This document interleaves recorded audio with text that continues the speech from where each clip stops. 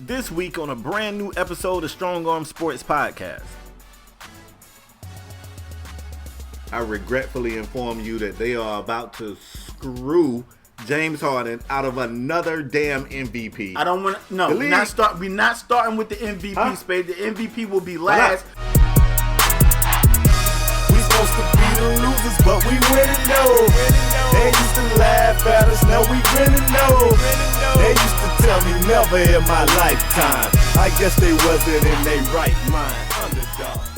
Yes, sir. What's going on, folks? Welcome to a brand new exciting episode of Strong Arm Sports Podcast, the realest sports pod in all the land. True.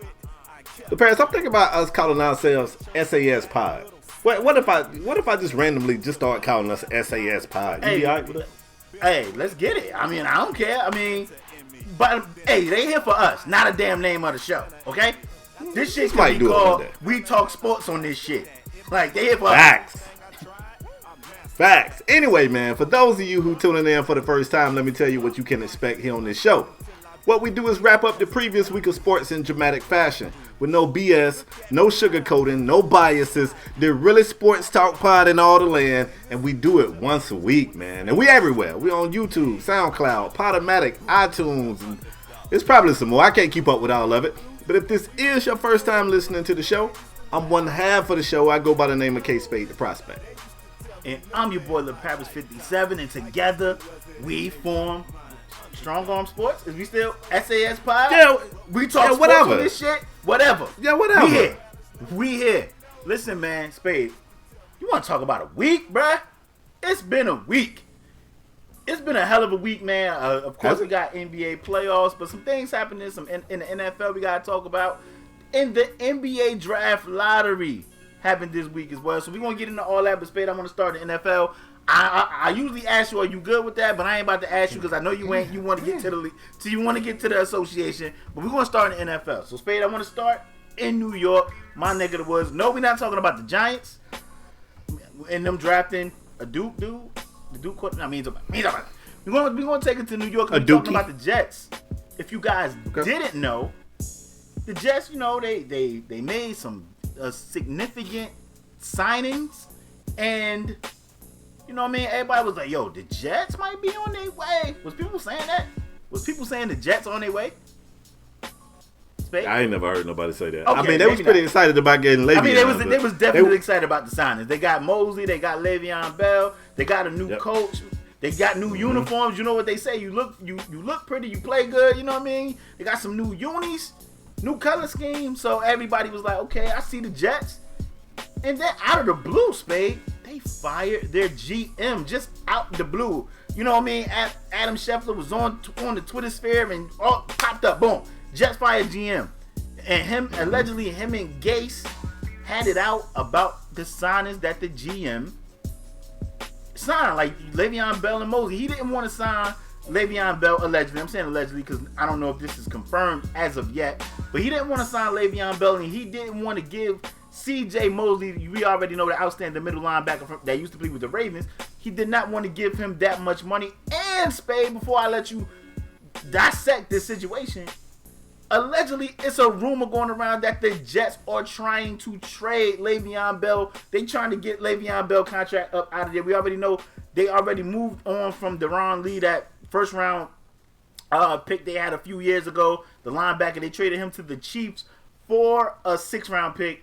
Spade, make sense of this situation. I mean, I don't know if we see them trading Le'Veon Bell, so you can touch on that if you want. I don't know if anybody taking that contract, but Spade, talk about this situation. They fired the GM after he made the signings and made the draft picks. Talk to your boy. What's going on in New York? Gase got to be clouded. He definitely has to have an extremely high amount of clout. You got to figure Adam Gase coming from Miami. First of all, when Miami got Adam Gase, he was coming from Chicago, and he was kind of, he was known as this offensive guy that could really do some creative things with the quarterback and the running back. He was credited for making, I don't want to say making Matt Forte what he was, but the whole connection between Jay Cutler and Matt Forte, a lot of that credit went to Adam Gase. And I think that's what had his stock high when he came to Miami. And in all fairness to him, whenever Tannehill was healthy, he looked pretty good in Gase's system. He looked okay with it. I got to be honest. I'm the one that didn't want Tannehill when we got him, but I saw in healthy Tannehill games, I like what I saw. I got to be honest. Gase goes to the Jets. First of all, it looked like he coked up. You remember that whole thing, LeParis? He looked the interview with his eyes. He was. Hey, he looked funny in the face, like my coach used to say. He looked funny in the face. Look, coked up is what he looked, but it was disagreements off the rip. He was coming from Miami. We know how y'all do down there. I cannot confirm. I don't know what you're talking about. But, I mean, it was disagreements off the rip. In the research that I found, it said that Adam Gase really liked Le'Veon Bell. What he didn't like was the price tag. He didn't want to spend that. And then the same thing came back with Mosley. He wanted to try to keep that Mosley deal around $13 million a year, and instead they made the deal with $85 million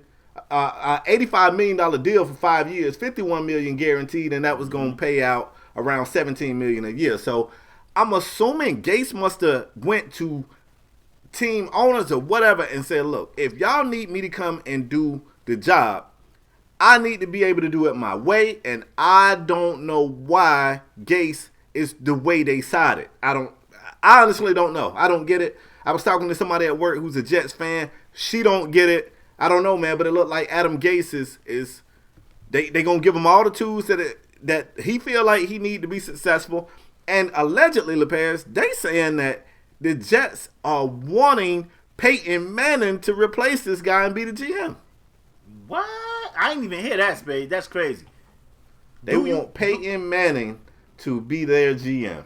Do you see them moving Le'Veon, or you think that's just a rumor? I don't see him moving Le'Veon. I tell you what, though. I mean, Sam Darnold showed some flashes in his rookie year. I'm assuming that they are looking for Adam Gase to do some of the same things that he was able to do with Jay Cutler and some of the same things he was able to do with Ryan Tannehill. And in both of those cases, those quarterbacks had a talented running back around them. Now, I'm not trying to say none of those other running backs for the Jets are talented running backs, but let's be honest, Le'Veon is not your average running back. I think if you want to take Sam Darnold and you want a coach who can make the game easy for him and elevate his game, you want a running back who can also take that load off of him, and that's Le'Veon Bell. So I think Gase likes Le'Veon. I understand he probably didn't want to spend, he didn't like the price tag, but sometimes you gotta spend it, man. You gotta spend it. So I think they got him, and I don't think they got anything better in their damn backfield than Le'Veon Bell. So I think he's gonna be there. I agree. And I think that, of course, Le'Veon Bell came out, had some tweets, said something like, I'm here to work. I'm going to work, blah, blah, blah. Le'Veon Bell been tweeting his ass off the past couple of weeks ever since, all last season, even when the Steelers was playing, he was like, yeah, I see you kind of like, he been tweeting his ass off a lot lately. So Le'Veon Bell probably need to stay on Twitter because they was on his head too. Now it seemed like a lot of Jets fans, Spade, are saying, I think they might have overpaid for CJ. They might have overpaid for Le'Veon Bell. We know Le'Veon Bell wanted more money than what he got, but they saying that he overpaid for Le'Veon. Jets fans don't know what the hell they want. Imagine if the Jets, no wonder Anthony Barr was like, hold up. I don't think I'm going. Remember Anthony Barr pulled out. I think he was report that he was going to go to the Jets, and he was like, he said when he went to sleep that night. Yeah. He said when he went to sleep that night, he woke up and it was like, shit, I think this is a bad decision, and changed his mind. But, Spade, let me ask you, over under 6 wins for the Jets? Push. Shit, you think they get 6? Nah, you know what? I'm going to go over. I'm going to go over. Miami's Spade, down. I'm going to go over. I'm going to go over. I think they get 7. I think they go over. But, I mean, it was just weird that you let this GM go through all of this, that, you let him sign players, you let him draft your rookies, to just let them go out the blue. I don't think anybody was expecting this. It just came right out of left field. I wonder was the coach the GM pick, or was it like the owner pick? I don't know. Usually the GM picks the coach that they want to be paired with. So that's why usually in most instances the GM and the coach really they have the same year. So if a GM is for 5 years, they sign a coach for 5 years because that's their guy. But I don't know if this situation is that, because they got that dude up out of there, and right now Gates is acting as he's the acting GM. So we already seen him bust a move. He got that damn dude, that linebacker Lee, that everybody said was a bust. They got him up out of there. He went to the Chiefs for a 6th-round pick, and he was a 1st-round pick. So he already making moves. We have to wait and see how this pans out for the Jets, though. Yeah, for sure.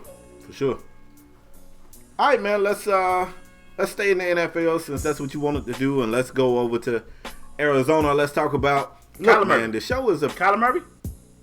No. The show is a fan of this guy. Man. Let's talk Patrick Peterson. Let's talk Patrick Peterson. Oh. Pat Pete. I pretty much keep Patrick Peterson in my top 5 cornerback list. That's true. Simply because of what he can do. He can play man. He can play zone. He's not a small guy. He can play physical. And we've seen him be a threat in the special teams game as well, albeit not as much as of late. Now, those of you who may not remember, last year things weren't going so rosy for the Cardinals, and Pat Pete wanted out. He allegedly was forcing his way out. He had a brief meeting with somebody. I don't even remember who the hell he spoke with, but it was very brief. It might have been who was it? The coach? Who did he meet with? It was the owner and the management, like the GM and stuff. And they talked him off the ledge in like 20 minutes. Quickly. Yeah, man. Had a brief conversation with Pat Pete, and Pat Pete decided he would stay. Now, look, before this season even starts, news comes out that Patrick Peterson is going to be suspended for 6 games for breaking the NFL PED drug policy or whatever. And they made a point to say it was PEDs and not marijuana or something like that. For those of you that care about that. And Patrick Peterson said that he knew about it. He knew that he tested positive or whatever. He knew the suspension was being handed down. He was not, however, pleased with the timing of the announcement. He had a charity event coming up, and right before the event, they dropped this news, and he was really upset because he felt like they tried to paint him in a bad light. He said that he is definitely sorry for, bringing this negative attention to the organization or whatever. But LeParis, my question to you, a lot of folks feel like this is possibly going to force the Cardinals to put Patrick Peterson on the trade block, which would be funny to me because just last year he wanted out anyway. What do you think we go from here, bro? I mean, he's going to take his 6 games, and I think he's going to be an Arizona Cardinal. I don't think they trade Pat Pete. And I agree with you 100%. It's funny that if they put Pat Pete on the trade block because of this news, and Pat Pete had to, let me tell you something, man. Let me tell you something about PEDs real quick. And this ain't your this why it's just performing enhancing drugs. Like, you can get people that have been suspended for PEDs for asthma pump. Like, asthma pump got a steroid in it. That shit gets you can test positive for PEDs in certain instances. I remember it was a player, I don't remember his name, but I remember it was a defensive tackle. Dude had bad asthma, had an inhaler, was taking the asthma pump, told the league he's taking the asthma pump, and he needed this specific asthma pump, and the league suspended his ass. So I don't know, I don't know what Pat Pete took. I don't know if it was even said what he took, but I mean, it can be anything, man. It could be a protein drink that just got some shit in it. Who knows? So before you want to be like, oh, I can't believe Pat Pete, relax. So it'd just be funny that if the Cardinals trying to like paint Pat Pete in this bad light and be like, you know what, this is just, we can't do this. Like, we can't deal with Pat Pete because he got suspended for PEDs, which is going to cost him, I think, almost $4 million. It's just funny to me. I think Pat Pete will still be a Cardinal, and I think after the 6 games, he's going to come back and still be the Pat Pete we know. But like I said, it would just be funny to me if the Cardinals be like, oh, nah, we got to get him out of here, when he just wanted out, and they talked him off the ledge last year when he was like, I'm tired of this losing shit, which I think we both said, what the hell was said to Pat Pete? I think we know to make him change his mind in 15 to 20 damn minutes. Like, what? Like, ain't nothing you can sell me with this organization to make me change my mind, because, Spade, you said a couple of weeks ago when we talked about the draft, they still a bad team. They still gonna stink. So, for them, if they want to kick Pat Pete to the curb, it might actually help Pat Pete, but I think he'll still be a Cardinal. So, Pete, I got an article pulled up right now, and I haven't had time to fact check this, but this is coming from Pro Football. Pro Football Talk.NBC Sports. So I want to assume that this is an accredited source, but it says, so now we know why the Cardinals cornerback Patrick Peterson was pissed off at the team. They refused to convert a large chunk of his $11 million to something other than base salary. That's his base salary. He wanted it converted it to something other than base, which would have allowed him to reduce the $3.88 million that he's going to lose during the suspension. So it says Peterson cheated, tried to cover up the cheating, got caught cheating and trying to cover up the cheating, and then wanted the team to help him essentially cheat the system through not so creative accounting practices. Now, furthermore, this is the part I want to share with you. Is that first, the Cardinals are saving $3.88 million in both cap space and cash. Second, the Cardinals have more flexibility regarding Peterson's future because he won't be on the active roster when the regular season begins. Peterson's base salary won't be fully guaranteed. If they decide to move on from him during or after the 6-game suspension, they can. Wow. So now, I don't think they do. I just think they got an amazing grip over the situation now. Like last year, before any of this stuff came out, and I don't know how early this stuff was going on, that they knew about it. But last year, when it seemed like Patrick Peterson wanted out, and it was like he had all the leverage. Like, look, I'm one of the top corners in this league. I'm tired of the losing. I want to be traded, and he could definitely go the Antonio Brown route and just show his ass and make a big, a big show. And they're gonna move him. He gonna land in another spot, and he gonna be okay. Yeah. But this thing here, where they refuse to restructure your deal, somehow or another talked him out of the trade. I don't know if what they did to keep him there was telling him, like, if you go anywhere else, I don't know what they did. But now they save money in both cash and cap space.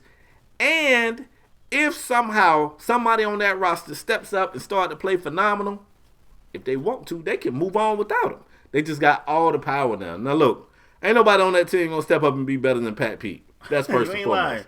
I was say, who the hell they got? But if, just put a lot of power in the Cardinals' hands, and I'm looking at that team. They ain't really got power over many positions, so they need all they can get. This was a smart play by the Cardinals, I think. It's crazy because if they do move him,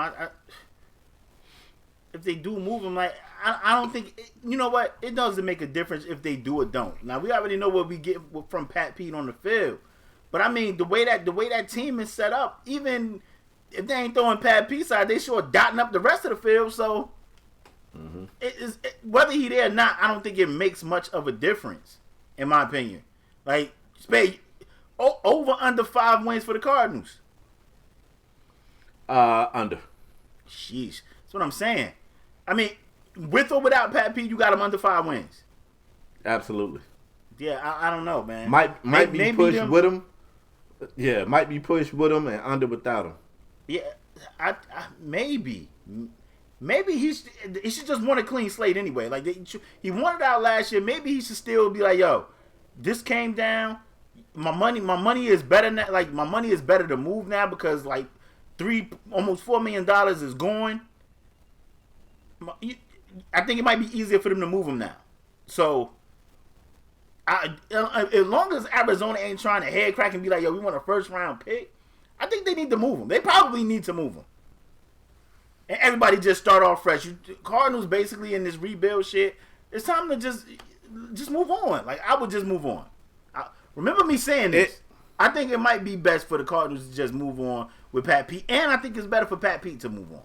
I don't think that happens, but I think that might be best for both parties.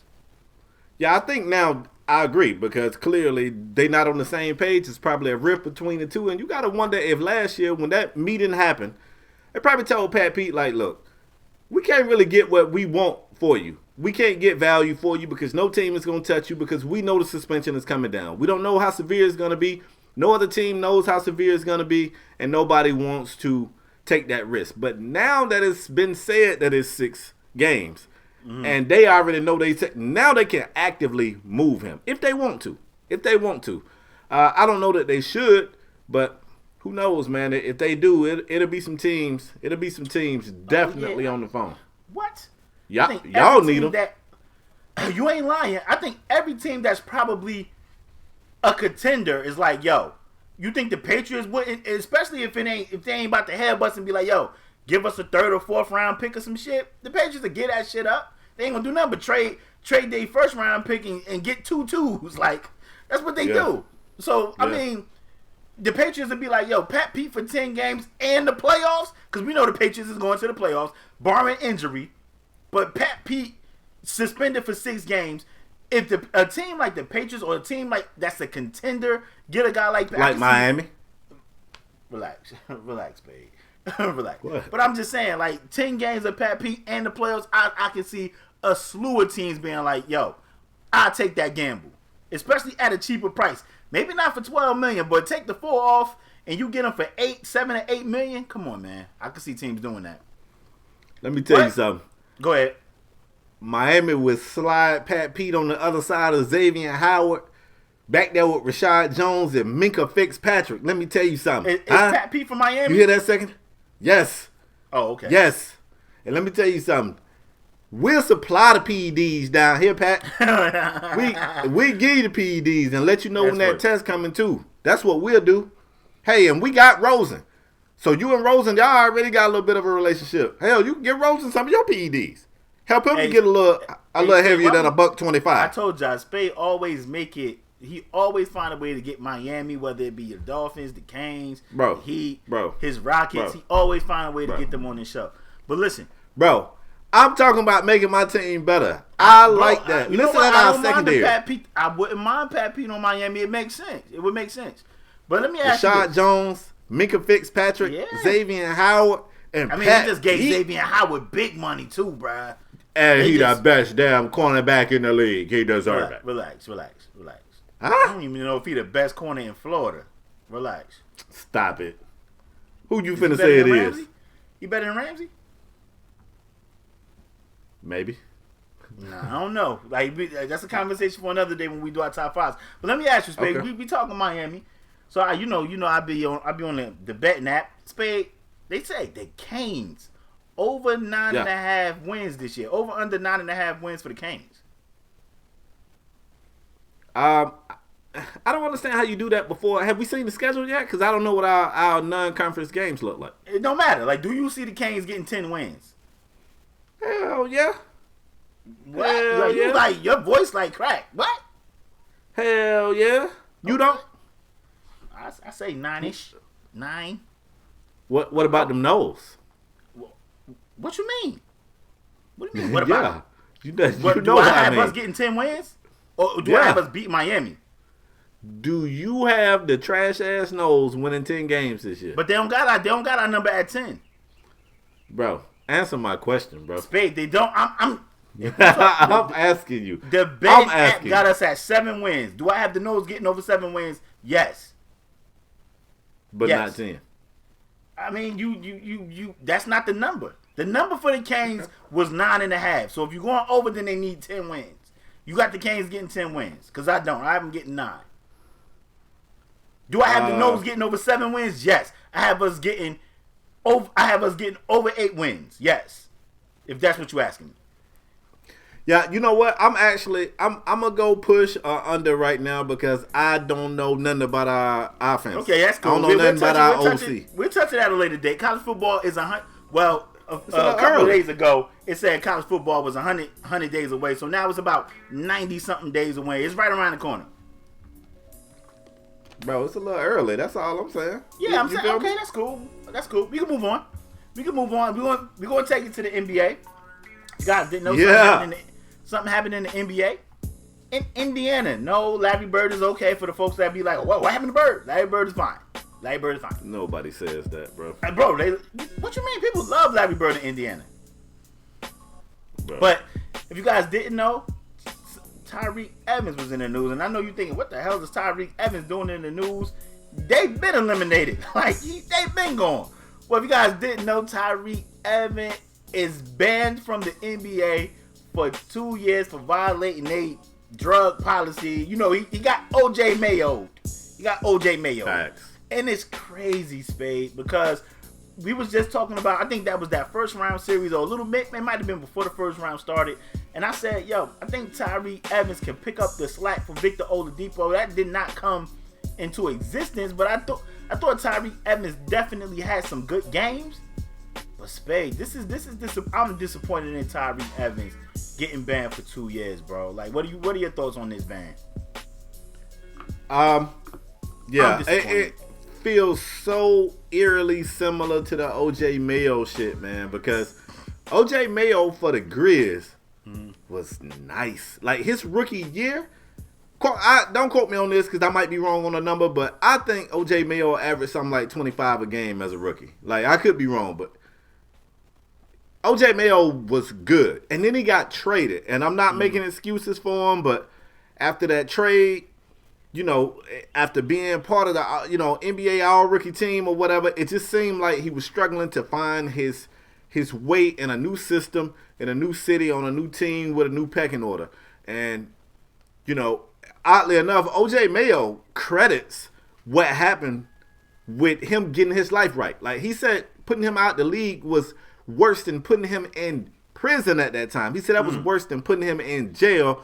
And he said that he felt like he owed the Milwaukee Bucks better. He said that he felt like they was paying him $8 million a year to be, in his opinion, what was a subpar player. He knew he could have played better, but he was not clean, I guess.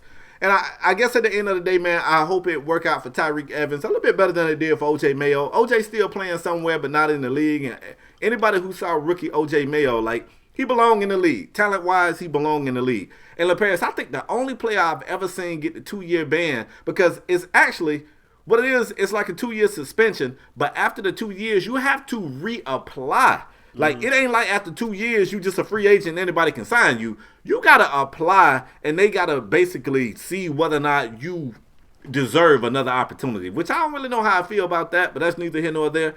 The only player I've seen come back from the suspension and actually come back to the league is Birdman. Yeah. OJ didn't never come back. So I hope Tyreke come back, man, and I hope it kind of do the same thing for him that it did for OJ. I hope it make him realize how much he loved the sport, how much he was blessed with that opportunity, and I hope he get it right, man. I hope he do. I don't even know what the hell drug it was, bro. I don't know. Maybe I don't want to know.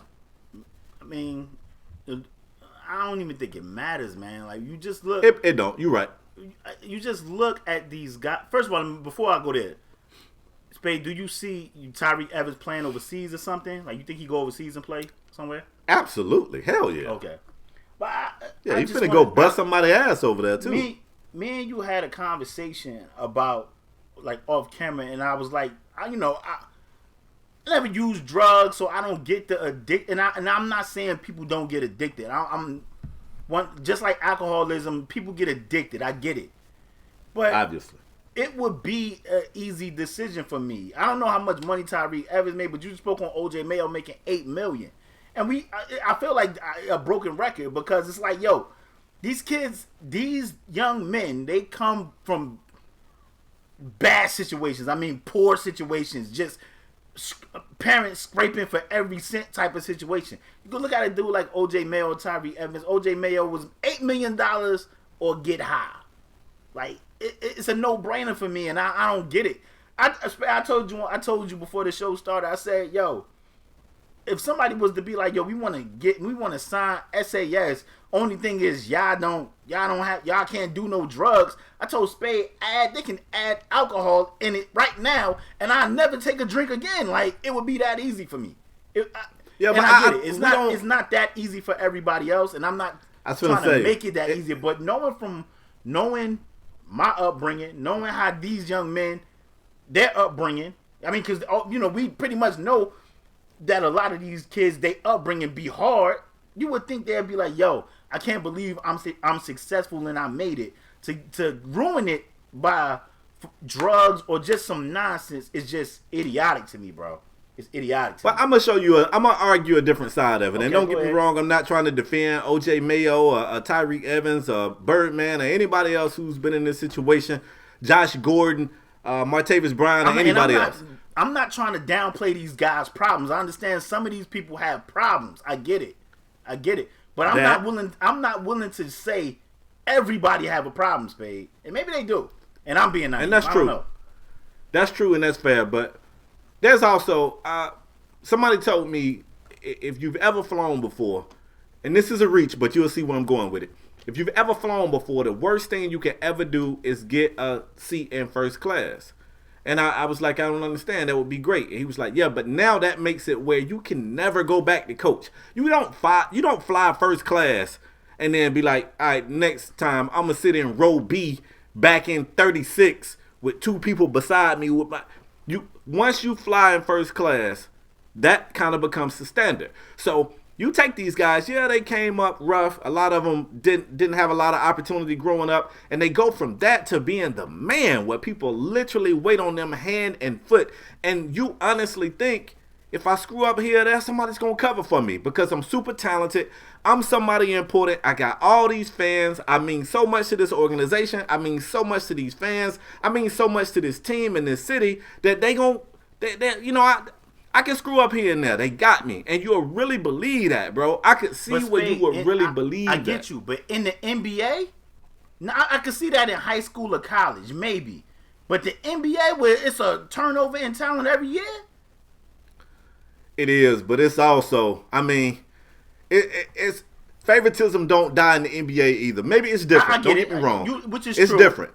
But shit, but I mean, we see some players. Tyreek Evans. We're not talking about LeBron. That's true. That's true. But Tyreek Evans was Rookie of the Year, right? Didn't he win Rookie of the Year? Bro, he ain't Bron. Yeah. He ain't Bron, but he experienced some. I imagine. I don't know, man. I'm just not trying to downplay his career either. I sat on this show and was like, I think Tyreek can pick up for Debo being out. Like, I think absolutely, he can Evans get buckets. Is a hell of a player, but I don't know, man. Like I said, I get some people have problems, and I don't want to sound insensitive to people's problems. Like, some people use marijuana or other drugs as a coping drug with some other demons. Absolutely. So I'm not downplaying any of that. That exists. Absolutely. But it's hard for me to believe that everybody have these problems. Everybody. Yeah, man. And I don't want to say everybody. Yeah. Everybody that's, that want to be like, oh, I use marijuana, I use drugs for this. Like, it's tough, man. But I'm disappointed in Tyreek Evans, man, because like I like them. I still like him, and I think I hope he's able to bounce back from this. But it's just disappointing to me, man. Like I said, I don't have a problem with drugs like that. I don't have a problem with drugs, or even because some people is addicted to prescription drugs, even prescription drugs. I don't have that problem. Opioids. So it was easy for me to be like, yes. Yo, 8 mil or drugs, or 8 mil or Spade. I'm an occasional drinker. Like we get together on a cookout or a family event, Christmas, Thanksgiving. I have a drink. I'm not in the house just throwing it back. So I don't have that problem with alcoholism. So I can't. It's an easy decision for me. Make $20 million or make $50 million over my career, or do drugs and drink alcohol. It's easy for me, and it's just hard. It's hard for me to understand. Let me say that. I get it, but it like in my analogy, like we never flew first class, so you know what I'm saying. But I came to Atlanta, I was like first class, bro. For my analogy, we have it. Oh, I get it. If somebody say, never fly first class, like shit, I be in coach all the time anyway. Let's run it up. But if my last 18 flights was in first class, it's a little bit harder to walk away from. Let me correct something before y'all get me in the comment section. I pulled up OJ Mayo's stats, and I shot him a little bit of bill. I gave him 6 points a game. He actually averaged 19 points a game as a rookie, but he was phenomenal, man. He shot 44% from the field and 38% from beyond the arc. Oh shit, that's good. 88% from the free throw line, and he scored 19 a game as a rookie, man. So that dude had talent, man. Let me just say this too, man. Go ahead, Spade. I'm sorry. Go ahead. Nah, I'm done. Go ahead. Yeah, let me say this. I'm not trying to sound insensitive because somebody going to write in here and be like, my parent or my family member got a problem with alcoholism or drugs, and it's a real thing. I'm not denying that at all. I'm not denying that. I know it's real. But I think some of these players, I'm speaking just from the athlete perspective, I think some of these players just use that like, yo, because they like doing it. We just seen D'Angelo Russell. We just seen D'Angelo Russell get caught trying to smuggle weed through the airport in a drink where you can't even take a drink on the flight. I just think, I don't know, man. It's a weird situation, man. It just sucks. Spade, let me ask you this. You might not have the answer, and that's cool. But how many times do you have to fail a drug test in the NBA to be like, you know what? The NBA be like, yo, it's a 2-year ban, my dude. Like, enough is enough. It ain't one. I tell you that. That's what I'm saying. It gotta be a lot, man. It gotta be a lot. It ain't one. It gotta be a lot. Like, this is not Tyreke Evans. I'm assuming because I don't know the answer. But this cannot be his first time getting banged for drugs. For them to be like, absolutely. Yo, you know what? Enough is enough. Take this 2 years and go get your life right, and then holler at us in 2 years, and we'll see if you worthy enough to be back in our league. I don't know, man. I don't know.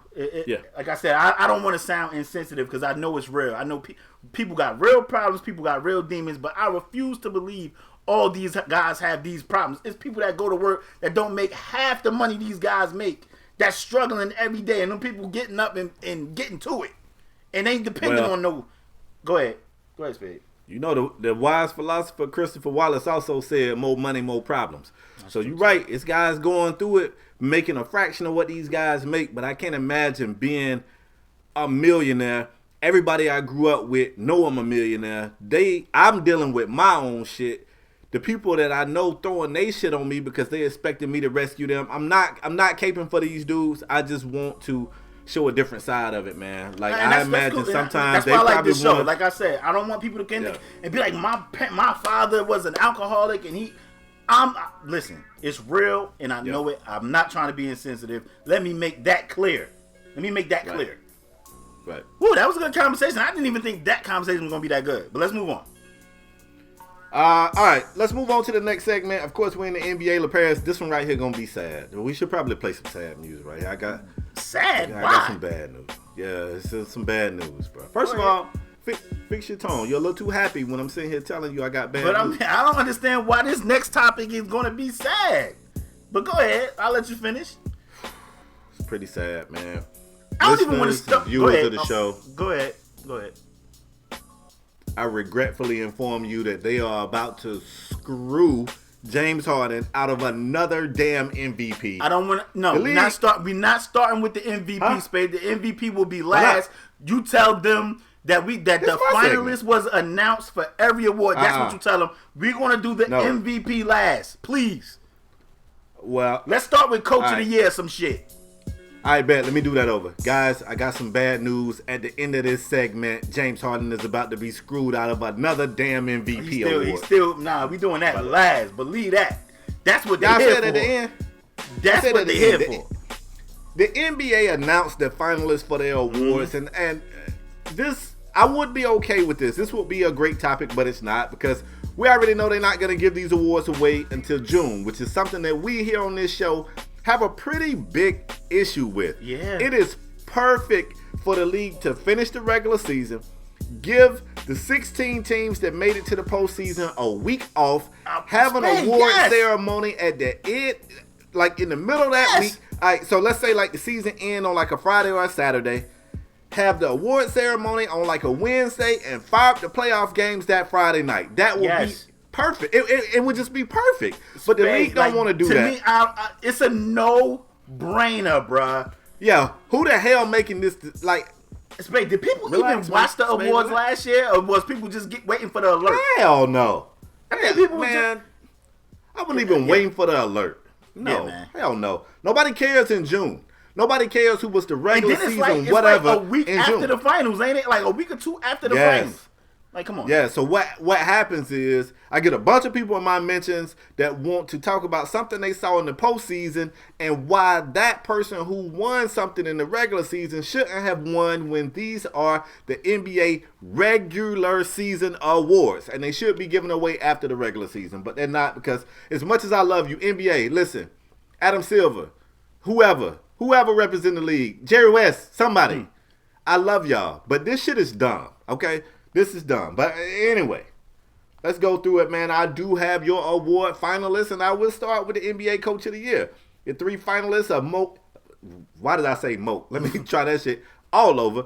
Mike Budenholzer, coach of the Milwaukee Bucks. Mike Malone, coach of the Denver Nuggets. And Doc Rivers, coach of the LA Clippers. Mike Budenholzer is a really good coach. I'm a fan of this guy. He was the coach for the Hawks back when the Hawks was going to the postseason and being sent home. But the way he was making that team play, he come from that Popovich tree, and he kind of brought that Spurs thing to Atlanta, where it wasn't where this guy goes off every night. You really didn't know who was going off. They play unselfishly, and he's kind of taking that over to Milwaukee. He realizes that he has a star in Giannis, but he's still, as we saw the other night, anybody in that offense can get hot, and they feed the hot hand. I like him. LePage, you cool with those three guys? You feel like it was a snub there, Coach? Nah, I think that's fair, Spade. But who do you have winning? You got Coach Bud winning? Yeah, I got Bud winning. You got to look at it. The other two teams are already at home. And even though they're going to tell us it ain't got nothing to do with the postseason, it does. And it also, if I'm not mistaken, the Bucks had the best record in the NBA for the regular season. And I'm going to tell you what. Coach Bud's going to get the award, I think. But I kind of think Malone deserved it more because, man, when I tell you the Nuggets was banged up, bruh, they were beat up, man, for a big portion of the year. Will Barton was out. Murray was banged up. Gary Harris was banged up. Millsap was in and out. Bud is going to get it. And he deserved it. 60 wins. I think they had 60 wins on the dot. That's a big accomplishment. I think that's why I think they get it. They give it to him. But Mike Malone might be more deserving, in my opinion. Okay, just for the sake of conversation, I'm going to throw a name out there. You ready? Who? We don't feel like Nick Nurse deserves to even have a mention? No. His first year coaching the team, he had him second in the East. 58 wins, second best record in the league. And they just had the coach of the year last year. I mean, so what that mean? What? You saying it ain't the coach? What really changed? What really changed from that team? They got Kawhi. We all feel Kawhi's better than DeRozan. We feel that. I mean, I think he got a better job. He got a better team. Okay. I feel like the team is better than what Casey had last year. He got Kawhi. All right, that's fair. I just need to know where you was at. I mean, if he was on the list, I wouldn't hate. But they had the coach of the year last year, and they had Lowry. I can't wait to be talk about the Eastern Conference Finals. By the way, too, they got Lowry. They had Lowry and DeRozan. Now they got Lowry and Kawhi. Which one of those tandems, in your opinion, is better? I think, first of all, Lowry stinks, but Lowry and Kawhi or Lowry and DeRozan, I think we're going Lowry and Kawhi. All right, one more thing before we move forward. Are you okay with the Steve Kerr snub? Yes. He shouldn't even be mentioned. Okay. We can coach the Warriors. Very fair, sir. Okay. I gotta ask the tough questions. I'm just doing my job. Bro, pick anybody in this comment section down here below, anybody that's a supporter of SAS, and send them to Golden State, and they can coach the Warriors. And it's probably like some 11-year-old that's going to get picked right down here. Not Sam. Send them to Golden State, they can coach the Warriors. They'll be in the finals next year. I bet you Sam couldn't coach him up, because all he want to do is get the ball to Steph every time. All right, we can move on. You said Sam? Yeah, Sam couldn't coach him. Let's move forward, man. Also, the NBA Most Improved Player, the finalist for that award is De'Aaron Fox, D'Angelo Russell. I should have did it like this. De'Aaron Fox of the Sacramento Kings, D'Angelo Russell of the Brooklyn Nets, and Pascal Siakam of Toronto Raptors. For me, I feel like all three of these guys had, up arrow. I got to be honest though. But I'm looking at Sacramento. Let me be devil's advocate, Spade. Go ahead. I'm gonna let you finish. Go ahead. I don't feel like De'Aaron Fox was the most improved player on the Sacramento Kings. I feel like that was Buddy Hield, but maybe. And that's how I know we brothers. Because I was gonna say, first of all, he only in his second year. Give him some time. That's true too. From his rookie year to his second year, that's what we basing it on. If I think if you was gonna pick anybody, I felt it should have been Buddy Hield. I think it's too soon to say De'Aaron Fox is the most improved player. Come on, it's only been 2 years. For me, this one's a shoe-in. It's got to be Siakam because nobody. Even though the other two had up arrows, they was projected high. They was projected to be this great. Thank you. Siakam was never projected to be at the end of the first round, and nobody expected this from Siakam. Now I know somebody gonna be like, Siakam been playing stinky in the playoffs this past couple. Oh no, that kid been playing through injury and everything, so that don't count. Come on, man. And nobody again, it's a regular season award.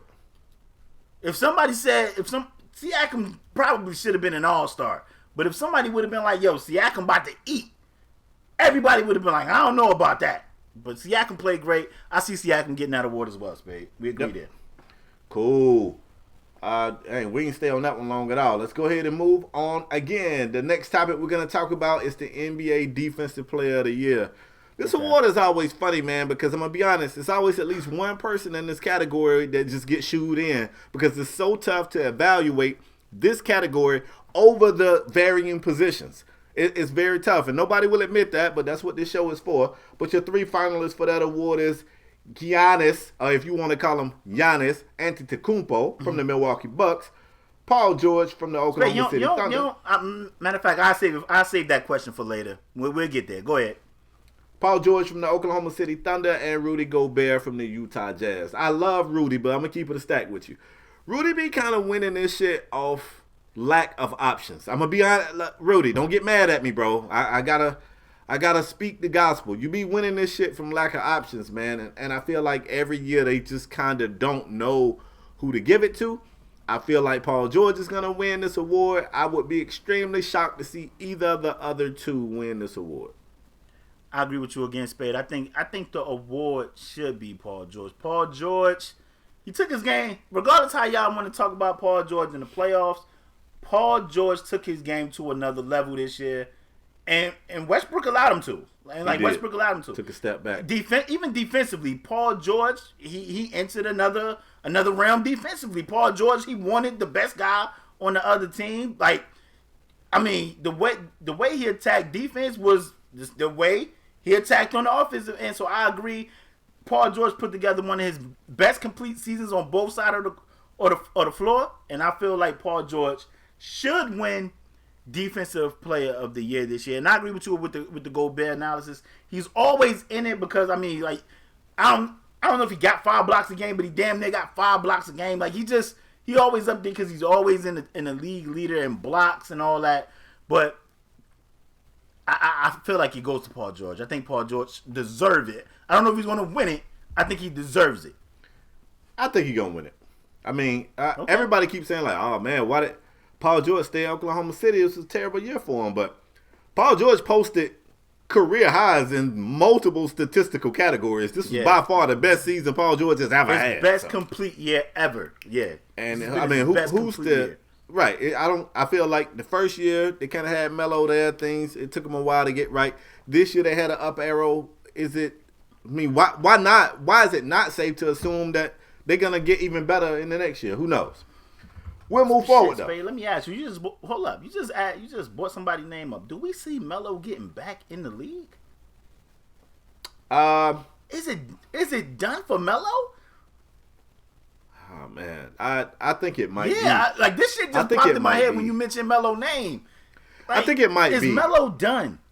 Oh my gosh! And not because of look, man. It is. This ain't even a topic, y'all. I swear, I'll show y'all the topic list. This ain't a topic. He said Melo's name, it popped in my head. It's eerie to me how familiar this feels when it comes to AI. The difference is, I don't care what anybody say. I'll look square in this camera and tell you, AI could have been a starter on so many teams in the league, even when he was in Detroit, when he was in Memphis. He could have been a starter, but the league wanted to get at AI. They wanted to take this guy who was so cultural, who represented so many people, and they wanted to make him pay because for so long he was bigger than the game and he acted like he was bigger than the game, whether that's right or wrong. With Melo, it's a little different, though. Melo can still contribute and help a team. I was telling somebody, Melo was actually doing well with Houston off the bench with the second unit. The issue was Melo did not want to play with the second unit. That was Melo's issue. So I don't think Melo, I think in his mind, he is too much of a celebrated player to come off the bench and play with the second unit. Let's be honest, man. I love Vince Carter, but do you see Vince Carter do anything Melo can't do today? Oh, no. Fuck no. So if Vince Carter ass still in the league, Melo can be in that league, but Vince Carter don't mind being that old guy who will come in and get it out the mud with the young guys. He don't mind that. Spade, he gonna give you 7, 8 good minutes a game. Like he about to give you 8 good minutes, and he's okay with that. Yeah, he good with that. But that shit is crazy to me, man. You just brought Melo name up, and I was like, damn.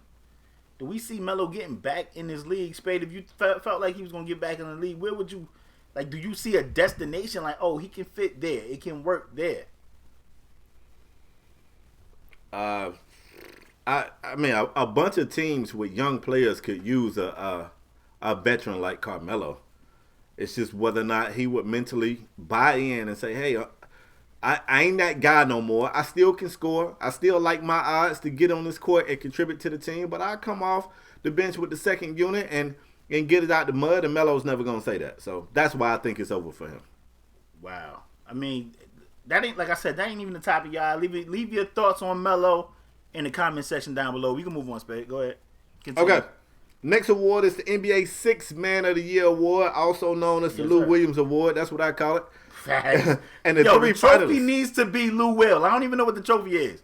It needs to be his silhouette. Like, whatever his pulling that jumper or drawing a foul, that needs to be the trophy. But go ahead, Spade. Should we tweet them and make that request? Because we can tweet them. I mean, we should. I think everybody needs to tweet them and be like, yo, that needs to be the Lou Will Award. It needs to be his silhouette, and y'all need to hashtag SAS Pod because we said it.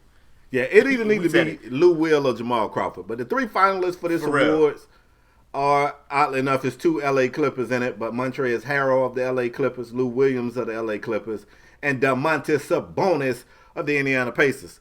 Sabonis was really good this year. He was really good this year. Yes, he was. Montrezl too, man, but Montrezl too, but let's keep it a stat. They not Lou Will, man. Let's keep it a stat. Lou Will. In the postseason, they was scheming and game planning against Lou Will like he is the face of an NBA team out there. They was double teaming Lou Will. It was crazy, bro. Lou Will definitely is winning Sixth Man of the Year. And Lou Will got them a game. Like Lou Will got them a game. And my boy Pat Beal. Pat too. Give Pat a little bit.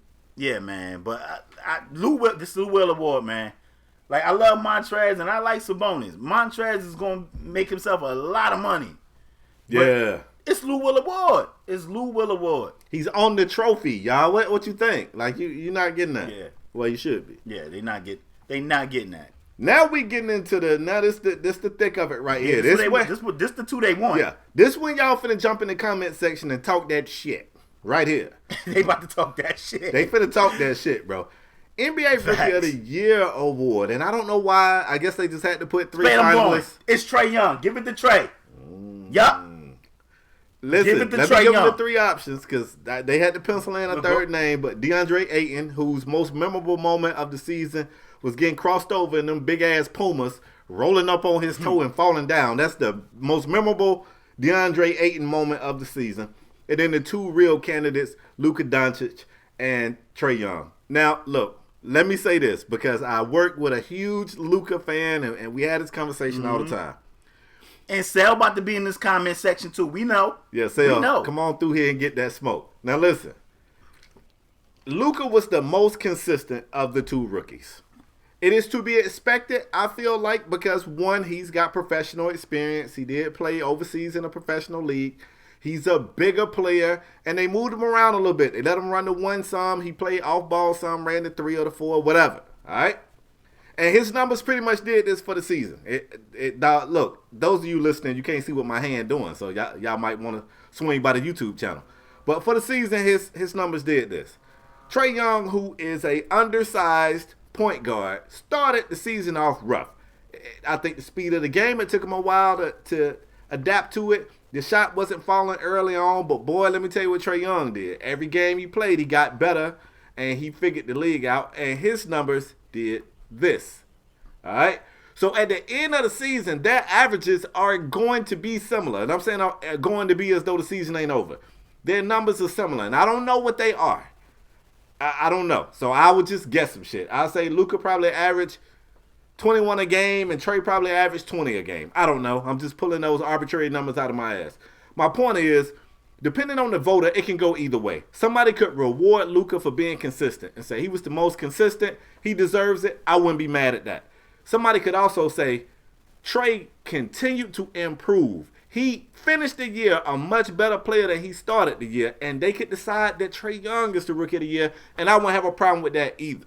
I won't have a problem with it. So it's definitely going to be one of those dudes. I'm gonna do something risky here, Lopez. I think it's going to be Luka because I think the league would love to have a Euro white dude be Rookie of the Year for what that could do for merch and stuff like that. I'm just going to keep it a stack with you. I think it's going to be Luka. But I ain't mad either way. Both of those dudes balled out. I ain't mad either way. Trae Young, I got it right here. Trae Young, 19, 8 dimes, 3.7 rebounds. Might as well say 4 rebounds. Let me go to Luka. Hold on, y'all. I got it right here. Give me a minute. Luka. He averaged 21.7 rebounds, 6 dimes. Okay. I mean, you expect the rebounds to be in his favor. He's a bigger body. He's taller. Come on. They both kind of ran the O, so you expect the dimes to be kind of similar. And the scoring is similar. It's a 2-point spread. Without even looking, I'm going to assume that Trae probably shot a higher percentage from beyond the arc. I think Luka probably shot a better percentage from the field because he's a bigger body. He can finish at the cup a lot easier than Trae Young. I'm just going to guess that. Am I right?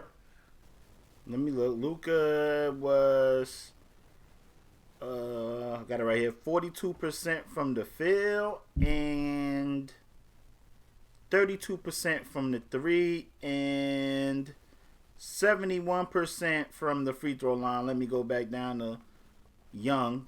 Okay. Trae Young, 41% from the field, 32% from 3, 80, might well say 83 because it's 82-9, 83% from the free throw line. Okay, so it sounds like they shot about the same from 3. So yeah, we expect that from rookies. They still trying to figure it out. We know Luka was professional over there, but nonetheless still a rookie. But they're gonna figure that out. That'll go up.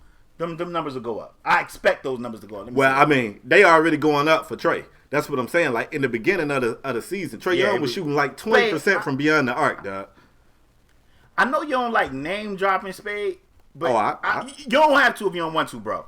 But didn't Grant Hill tell you something about Trae Young? He did. You want to share that with the people, or you don't want to say it? Nah, I ain't got a problem with that. I got a chance to meet Grant Hill, and naively, I didn't know that Grant Hill was part of the ownership team of the Atlanta Hawks. Like a few, I guess, like investors, some ex-players. I think Steve Smith is involved as well, which it makes sense because he actually played for the Hawks. And Grant Hill, a bunch of those guys are the owners of the Atlanta Hawks. And got a chance to meet Grant Hill, man, and Grant and I was just talking, and I was talking about the Hawks, and he was like, oh yeah, he was like, we're gonna be bad this year, but we feel like, we got an up arrow. And I said, I don't think y'all gonna be that bad. I said, when Trae figure it out, I think Collins is good. I like Taurean Prince. And he was like, oh, you really know our team? I was like, yeah, I'm from there.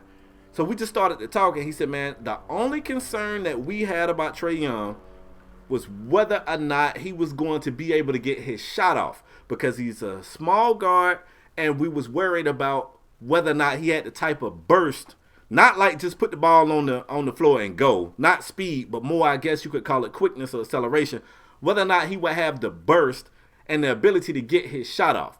Once we realized he could get his shot off, Summer League, even when the shots was missing, once we realized he could get that shot off, we knew we made the right decision, because we knew he was going to catch up to the speed of the game and the shots was going to fall. Our only concern was whether or not he could get his shot off. And that is crazy because, first of all, how often do you get a chance to talk to an NBA Hall of Famer?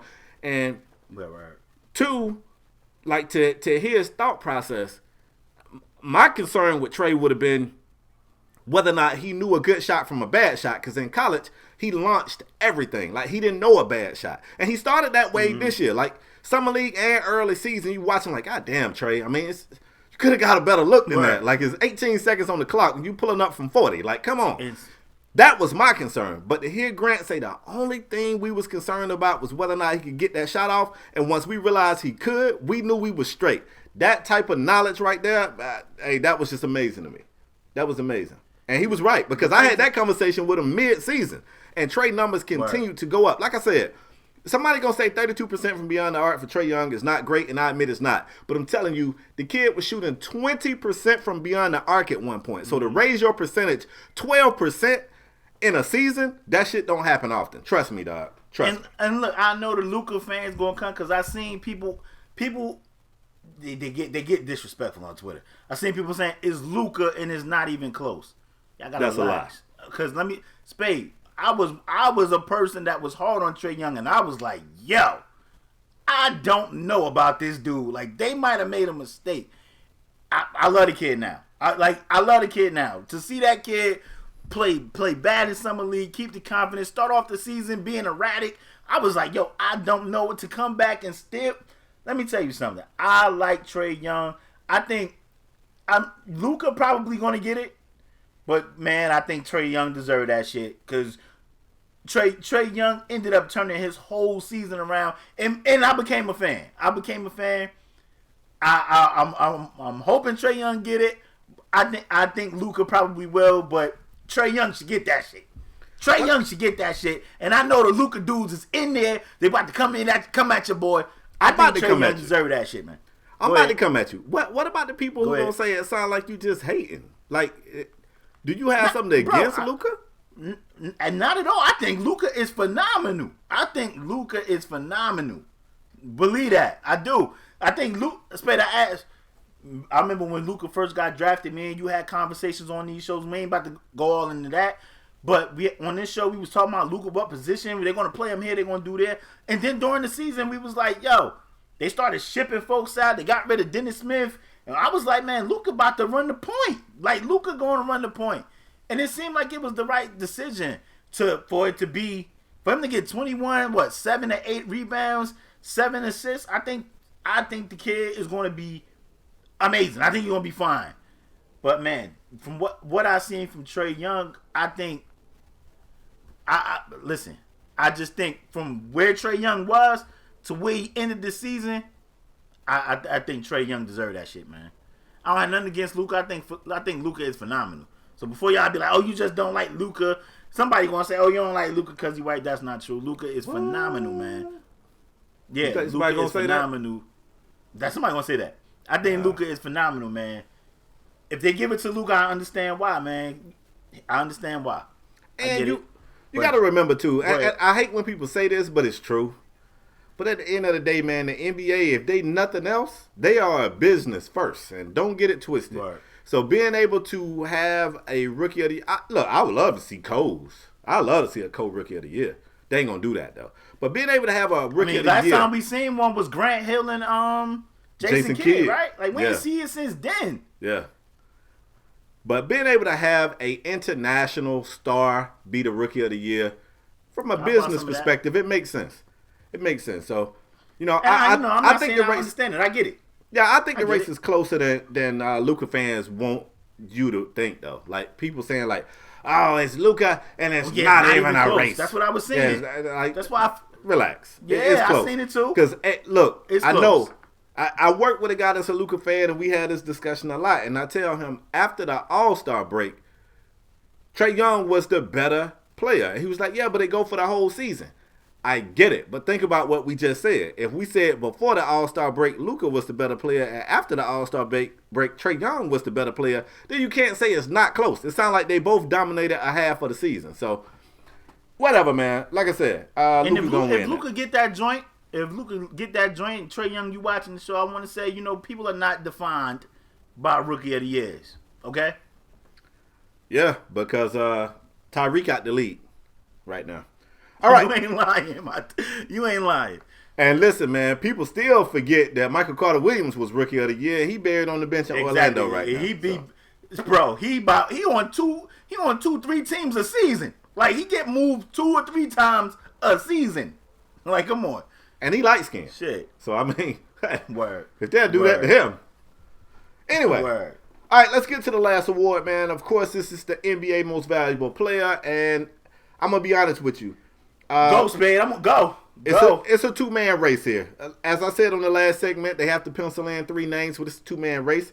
The three names that we are discussing is, once again, Giannis Antetokounmpo from the Milwaukee Bucks, Paul George from the Oklahoma City Thunder, and, of course, James Harden from the Houston Rockets. Now, Paul George, you just had an amazing season, sir.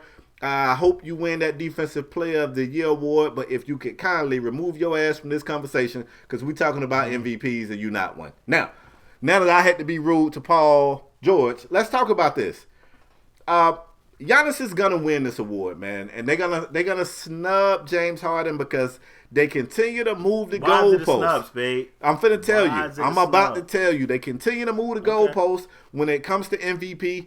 At first, it was about the best player on the team with the best record. Except for that year that they snubbed James Harden when he had the better record than Russell Westbrook. But they said what Russell did was more impressive because he had less talent on his team. That's what they said. Because that's when KD had just left or whatever. They didn't expect him to do anything. He went crazy. They said he didn't have no help. And even though he didn't have the best record, we're going to give it to him. All right? Now, the year that Curry had the best record, but James Harden went fucking crazy and did all that shit. They said, yeah, he did all that shit, but Steph Curry had the best. He was the best player on the team with the best record, so he deserved it. So, they just keep moving that damn goalpost. Just, it should be all over the place. So this year, they finna go back to best player with the best record, and they're going to give it to Giannis, and I guess I'm okay with that because he did finish with the best record in the league. He is an exceptional player. If you okay with players that can't shoot and randomly take 4 and 5 steps on your road. Come on, like we ain't talking about Ben Simmons. Go ahead, Spade. Come on. He can't shoot either. Hurry up so I can go. He shoot better than Ben Simmons, but listen. You don't forget to rotate to Giannis and go, oh, damn, we left him open. Nobody says that when Giannis pulls up. Now, I just want to say this for my boy. That makes it more incredible, Spade. No, it's not incredible. No, it's not. If you were 7 foot tall and you could take 4-step Euros, you would score at a high clip too. I'm telling you that everybody know the dude can't shoot. And he's still capable of getting to the basket and averaging damn near 30 points a game. That's not incredible. And not only to be mentioned as an MVP. Listen, not only to be mentioned as an MVP candidate, but to also be mentioned as a defensive player of the year candidate. Come on, Spade. Come on. You're doing it on both ends of the floor, bro. He doing all right. Listen, let me tell you what James Harden did. Spade, just because you rooting for James Harden. I'm not rooting for anybody. I'm here to do a job. I'm here to do a job. Don't mean you got to throw some shade on. I'm not throwing no shade. On Giannis. Bro, have I said... First of all, if I said something that was untrue, correct me right now. What have I said that was untrue, sir?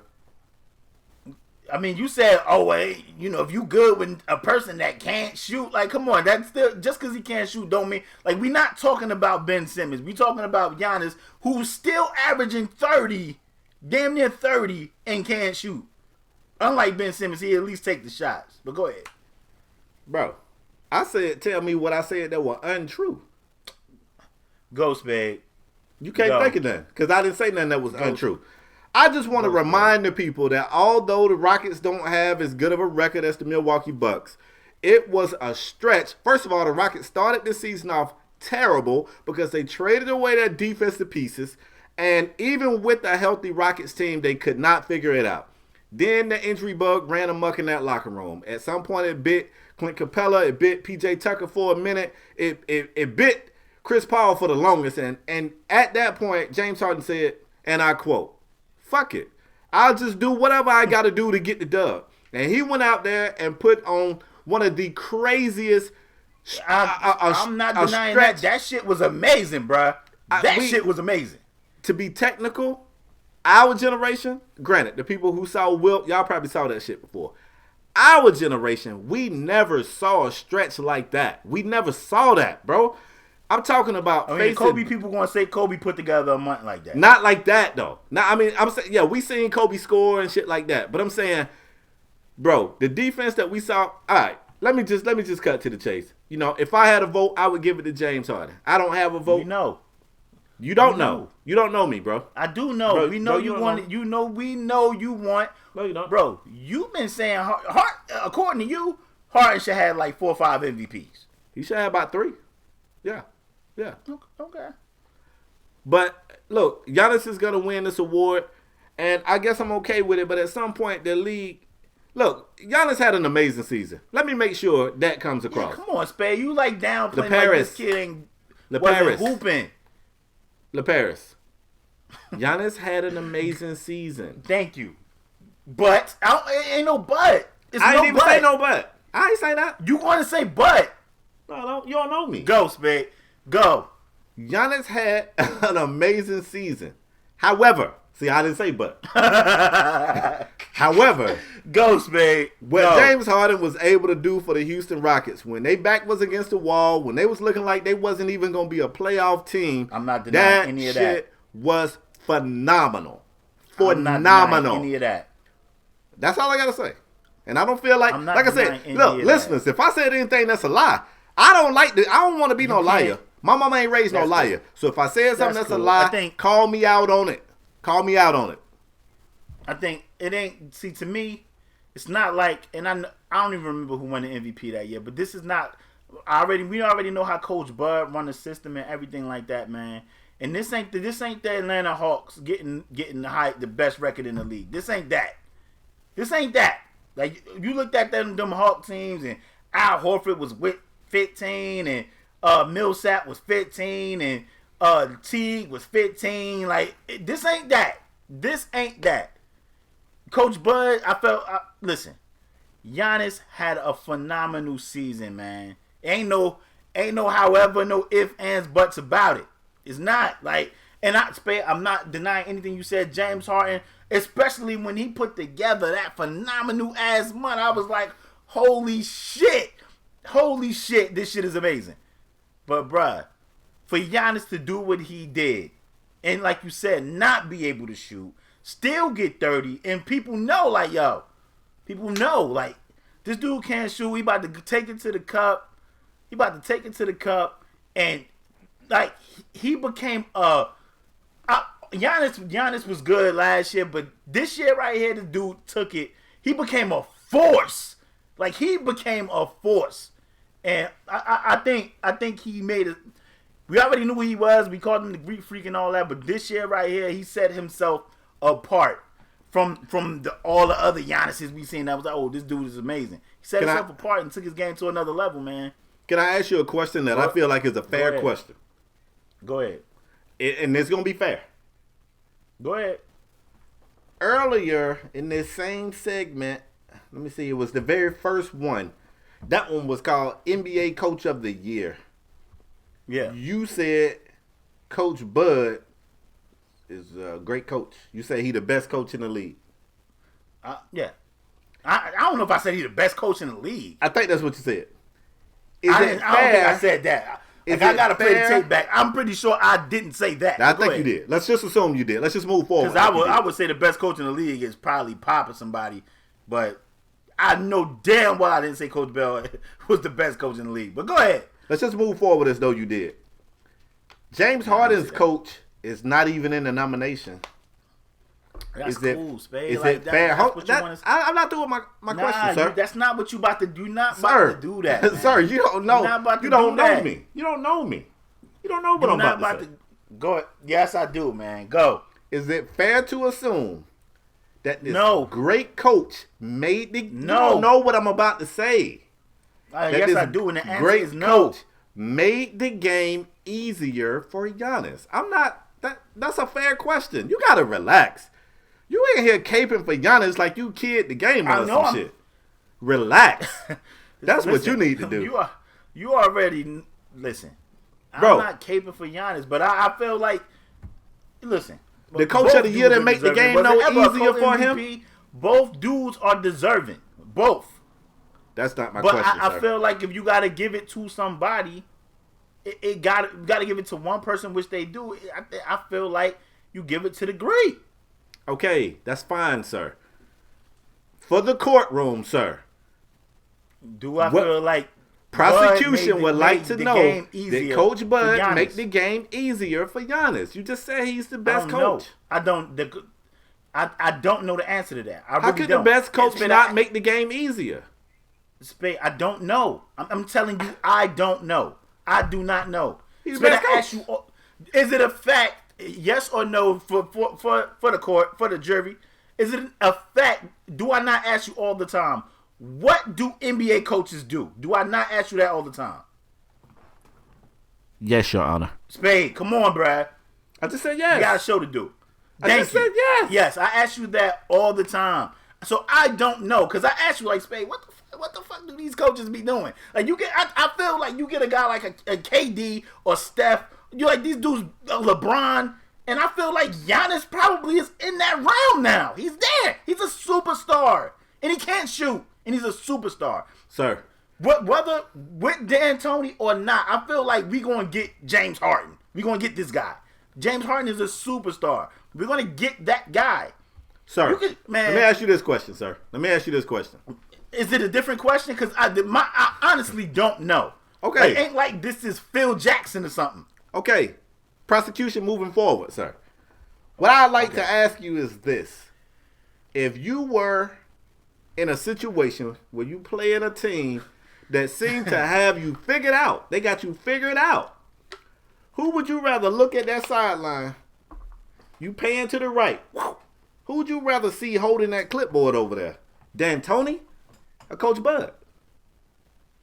Well, I mean, of course, Coach Bud, because I don't know if see, this is what I'm saying. I don't know. It would definitely be Coach Bud. That's first. But I don't know if D'Antoni make adjustments from what I'm seeing. No. Okay, no, so he does not make adjustments. Let's stop right there, sir. Sir, let's stop right there. So if one coach don't make adjustments and one do, whose fault is that? Does the one that make adjustments make the game easier for his players? No further questions, Your Honor. It depends on what adjustments is being made. No further questions, Your Honor. You may step down, sir. It depends on what adjustments is being. Spade, come on, man. This shit is bigger. This shit is bigger than just the coach. I'm sorry, it is. No. Is. I did not try to give all Giannis's credit to Coach Bud.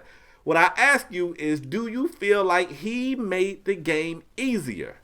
And you refused to give the court an answer because you were afraid that was going to take some of the shine off of Giannis.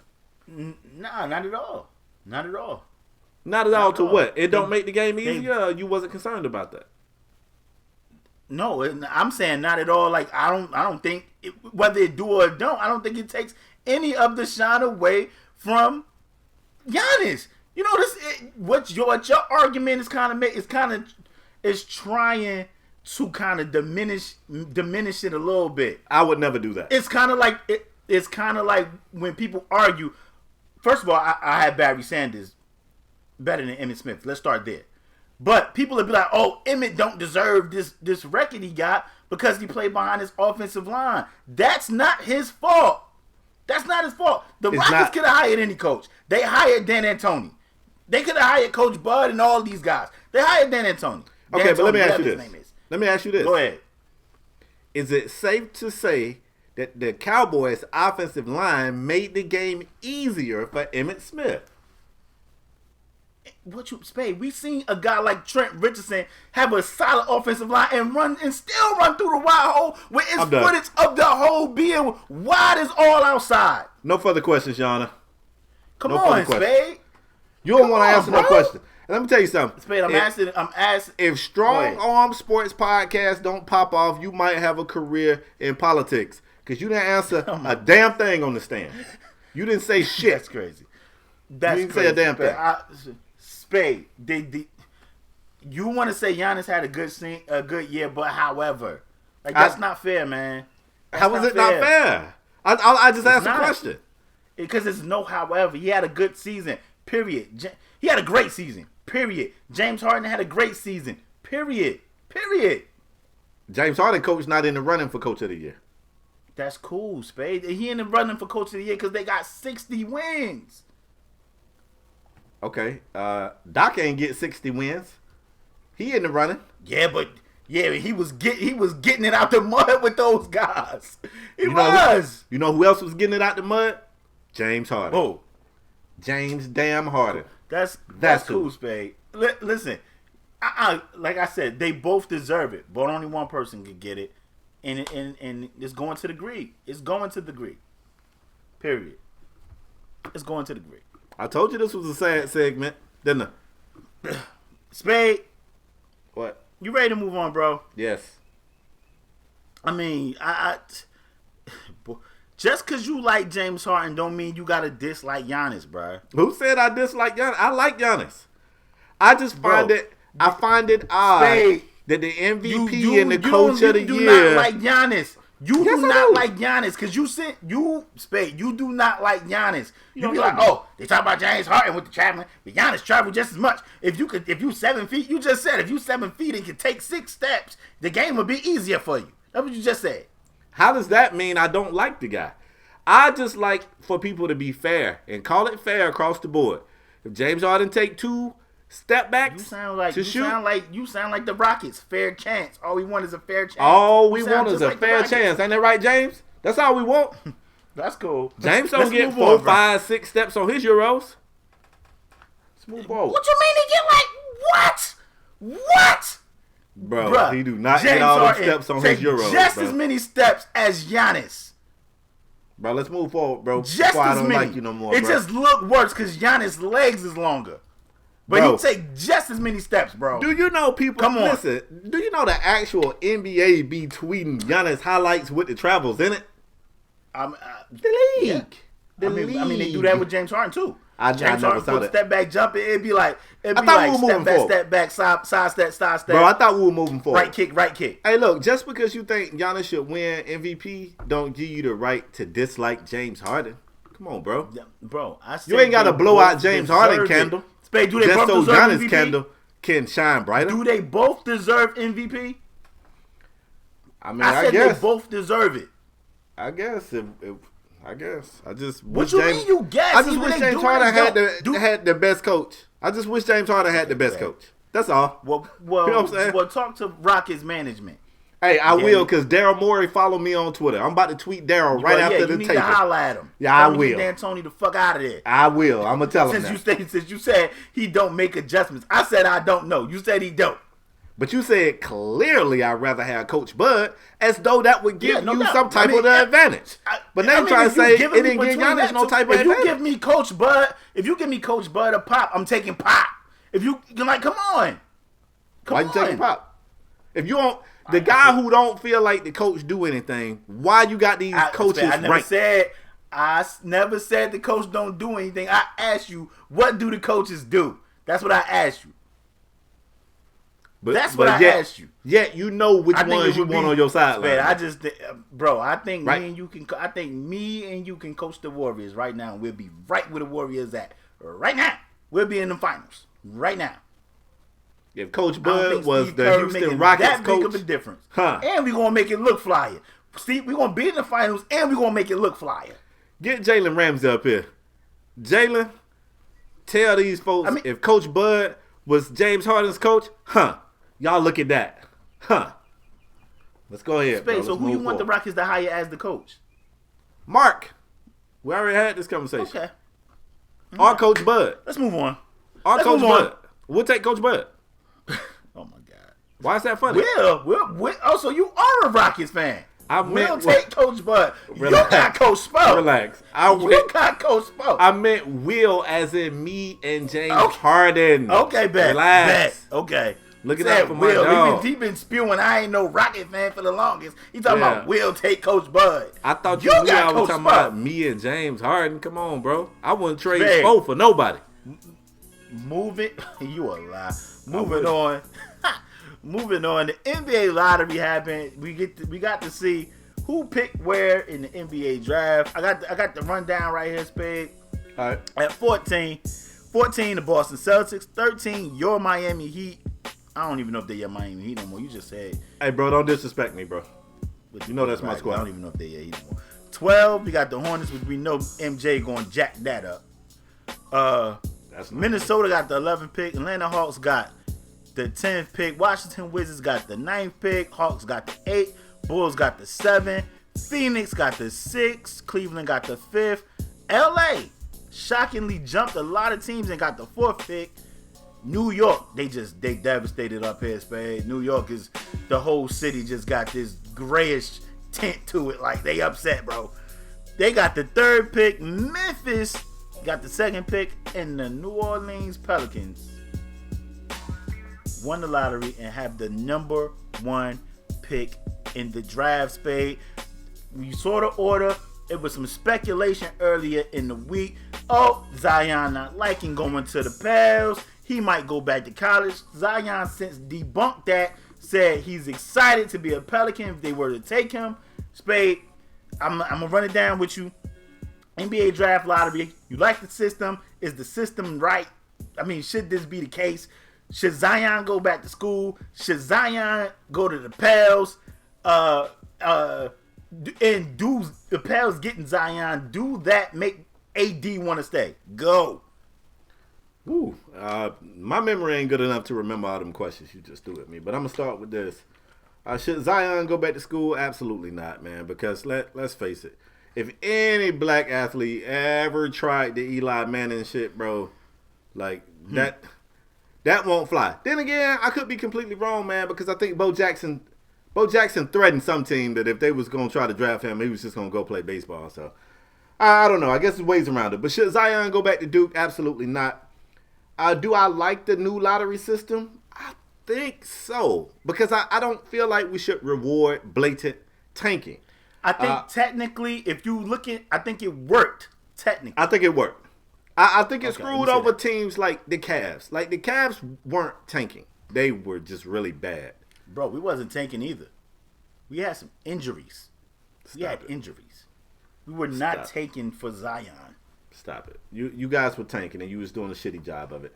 The odds changed. For those that don't know, it used to be, man, if you had the worst record in the league, you had 25% odds to be the first pick, and you had 64% odds to be top 3. Those odds have changed. Now, if you got the worst record in the league, you got a 14% chance of being the top pick and a 52% chance of being top 4. So, you know, it's crazy, man. The top 3 teams all got I'm saying top, but the worst 3 teams all got a 14% chance. And I realized, I feel like you got to get a league credit, man. Tanking was officially an issue. We got the trash-ass Philadelphia 76ers that went deep in the playoffs on this whole trust the process, we're going to lose on purpose and build our team thing. And I felt like the league was almost celebrating it. Like, trust the process. I ain't really understand that. But the league they are trying their best to combat that. And they might not get it. It might not ever be a way that's 100% perfect. But I think this is a step in the right direction. I like that a team can't say, hey, we're just going to sit our star player for, quote, rest down the stretch so that we can lose a few more games and come out with a great pick. So I like it. I got to be honest. I like it. Isn't that what the Pels did? AD was only playing like 15 minutes. Yeah, but I mean, the Pels didn't have the worst record in the league. I mean, they just won the lottery, which is what it's supposed to be. They was tanking, though. They was losing on purpose. I don't think they was tanking. I think they just was pissed off. The Pels called a timeout, and they didn't have any. Oh, well, that's true. Yeah, I don't know, man. Like I said, nothing's going to be foolproof. Nothing's going to be 100%. I think it's a step in the right direction, and I like it. Okay. I mean, you think do you think Zion getting drafted by the Pels make AD want to stay? Oh, hell no. AD knows Zion ain't shooting. He know that. You think he's still out? Okay. Yeah. I mean, he allegedly AD people came out and said, like, yo, he still went out. So the bad thing is, you know, everybody was saying, like, oh, if the Knicks get the number 1 pick, if the Lakers get the number 1 pick, I'm going to say that this whole thing is fixed. And I don't necessarily know that this thing completely blew up the narrative that it's fixed, because the Lakers still came out with what's going to make them an even stronger offer to the Pels to try to get AD. Now, allegedly, the Pels owner said that she would trade with the Lakers, quote unquote, over her dead body. She don't give a shit what they offer. They can offer 5 golden rings and a partridge in a pear tree with some picks and players, and she not taking it, which somebody that worked for ESPN said deserves an investigation, because that means they're not operating in good faith. I don't think you can make a team owner take a deal because you feel like it's good. So I don't think that warrants an investigation. But I came out of this like, wow, now the Lakers can offer all them young players a number 4 overall pick. I mean, they probably going to take, let me stop being funny. They're going to take Zion. if they care, maybe they could grab one of his teammates. Maybe they could get Barrett. Who knows? I don't know. I just felt like, wow, the Lakers came out of this. We know the Lakers want AD, and damn, now they're able to strengthen their offer in trying to get him. Spade, me and you had a conversation last night. You said you wanted to bring up on the show. I remember it. I didn't talk to you, so bro. we speculate. I didn't talk to you last night, bro. So we definitely think the Pels are taking Zion. Number 2 is where we had the argument. I was like, yo, Memphis take Barrett. I think they need to go and take Ja Morant. And you said, I think it would be dumb for them to take Ja Morant because I think Mike Conley's untradeable. So you're going to have, I think Mike Conley is signed through 2021. If I'm not mistaken, you might want to look that up because I could be all wrong. But they're clearly both point guards. Neither one of those guys I can really see thriving off ball. Conley's long in the tooth. He's on the back nine. He's kind of has some injury issues that pop up every year. He make way too much money. That team is gonna be bad. I feel like, I know people say you take best available. I heard all that, but that team is in such bad a shape. I don't feel like they are in a position where you can start drafting the next man up. You can't be like, we're gonna take Ja because after 2 years, nah, y'all need some shit now. Like you ain't got the liberty to be drafting backups. Okay? I think you take Ja because you are basing this off that nobody going to take Mike Conley. People wanted Mike Conley. They was calling Memphis for Mike Conley, and Mike Conley was like, nah, I ain't going there. See, so you basing this off the fact that you don't think people will take Conley contract. I think people will. Didn't Mike Conley get hurt again this year? Or am I tripping? Let me look that up. I'm gonna look it up. I wasn't too locked in on Memphis, but I got his contract right. Yeah, here. they don't come on TV. 2021 is his last contract, and he made $30 million this year. He gonna make $32 million. Then he gonna make $34 million. Then he gonna make $34 million. And then you're unrestricted free agent in 2021. But you saying that nobody want Mike Conley. People was trying to trade for Mike Conley this year. So I can see them drafting him and getting Mike Conley out of there. Eventually Mike Conley gonna have to be like, yo, I gotta get out of here.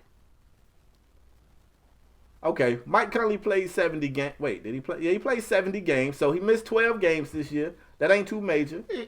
That ain't bad. He's 31 years old. He made $30+ million a year. And he got 2 more years on his contract. Oof. I don't know who touching that, bro. I would be mad if my team touched that. You was making an argument that R.J. Barrett is the better pick there. Yeah, because Barrett... Well, who do you think is the better pick there? Let me ask you that. Barrett. That's a better question. I would go Barrett. And you know we was tough. We was tough on Barrett. But that team, they not good enough, bro, to be drafting no damn backups. This team sucks. I don't think he's going to be no backup because I'm telling you, they get Ja, they moving Conley. They moving him. Would you be all right? Let me ask you this. Would you be all right with your team making a deal for Mike Conley today? I mean, we in a rebuilding joint anyway. No, because we rebuilding the whole joint. All right, well, it's only two people on this show. I'm saying I don't want them, and you don't want them. What about the Spurs, man? What about the Spurs? Man, did you not see the way Forbes and that other little light-skinned boy were playing? They don't want this guy. White and Forbes, that's way cheaper than this guy? No fucking way, bro. You got me saying bad words. Hell no. Hell no. I don't know, bro. I think they can find... I think they can find a suitor for Mike Conley, bro. I do. Hey, I do. Ask the listeners. Maybe, I could be wrong. I would love to get their opinion. Do y'all think Memphis can find... I think they can. Do y'all think Memphis can find a trade partner for Mike Conley? Because I do. Spade said they don't. I think Memphis should take Ja. Spade think they should take Barrett. So, Spade, who do the Knicks take at 3? Because they just had all their eggs in the basket for Zion. I think so. The Knicks... The reports are saying either Barrett or Ja go in 2. So let's just say Ja goes second, and the Knicks get who you said Barrett. Then You think they take Barrett? If he's there, they take Barrett. Oh, and if Ja did, then they take Ja. When they just now, I don't think they should take Ja. I think they got Ja. I think DSJ is Ja. I think they do the same shit. They both undersized, explosive guards. They do the same shit. And don't get me wrong. What about the Lakers at 4, Spade? I don't know what the hell. I don't know what the hell. The Lakers need a shooter. Like, they need a shooter. So whoever the best shooter, whoever can shoot that 3 ball, that's who the Lakers need. And I don't know who that is. I just don't know. But I'm yo, this bro, is can I tell you chance something else right here. quick? Go ahead. Do you know the Grizzlies drafted Javon Carter last year, who's also a point guard? And don't get me wrong, I'm not saying Javon Carter is that. He's not a starter. That's not what I'm saying. But if you look at this team, they got Valanciunas right now at the 5, who, you know, we like Valanciunas on offense. We know what his issues are. Solid big. I mean, I think Val would give Toronto more than Gasol giving them right now. Oh, well, absolutely. They got Jaren Jackson at the 4, who I like. I like Jaren Jackson.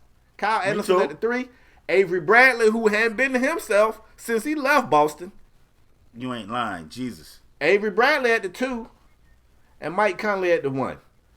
I'm looking at the depth on that team. They got Joakim Noah. So, Spade, the homie said last night, I don't mean to cut you off. The homie said last night, what if you see an instance when Kyrie leave Boston? I just remembered, Kyrie leave Boston. Mm-hmm. Boston busts a move, trade Conley to Boston for Gordon Hayward. We seen Memphis take overpaid white folk before.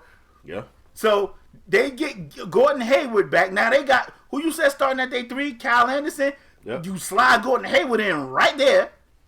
But you know who I like, Anderson, bro? You ain't gonna like me saying this. But man, they got Dylan Brooks. They still got Dylan Brooks from Oregon on their team, who had some injury issues. But when he healthy, he was banged up. I just. But is he a point guard? He listed as a 3. Spade. What about that scenario that the homie gave us last night? Conley to Boston for Gordon Hayward. Kyrie's leaving. You slide old boy right in there. It don't. We seen what Terry Rozier seen this year. It's some speculation that the Bulls is interested in Rozier.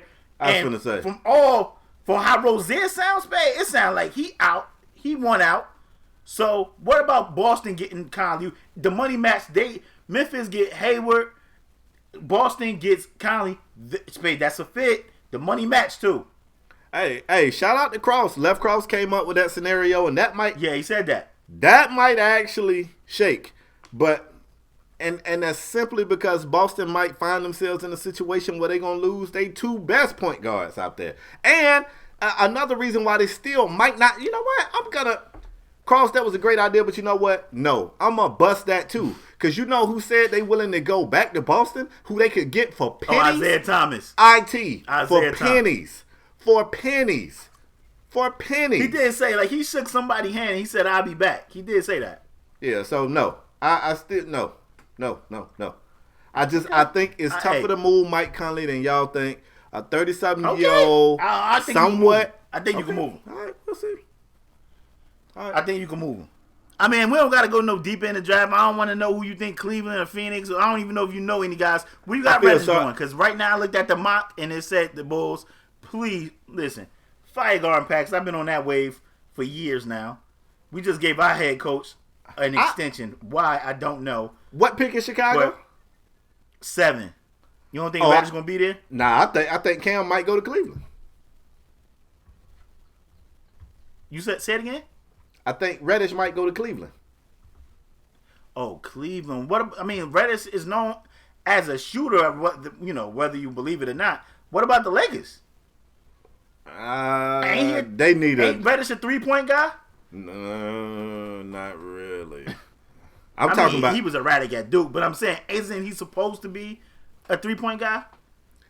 I mean, I think he's more of he's just a swing man. They asked me, we was in the party last night after you had got off Spade, they asked me, who do you see Reddish becoming? And I said, don't say it. Who? Tavius Caldwell-Pope.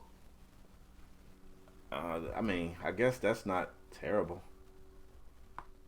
But I'm just saying, like, Reddish from what I was hearing from the guys in the party last night, they was telling me that Red is supposed to be a 3-and-D guy.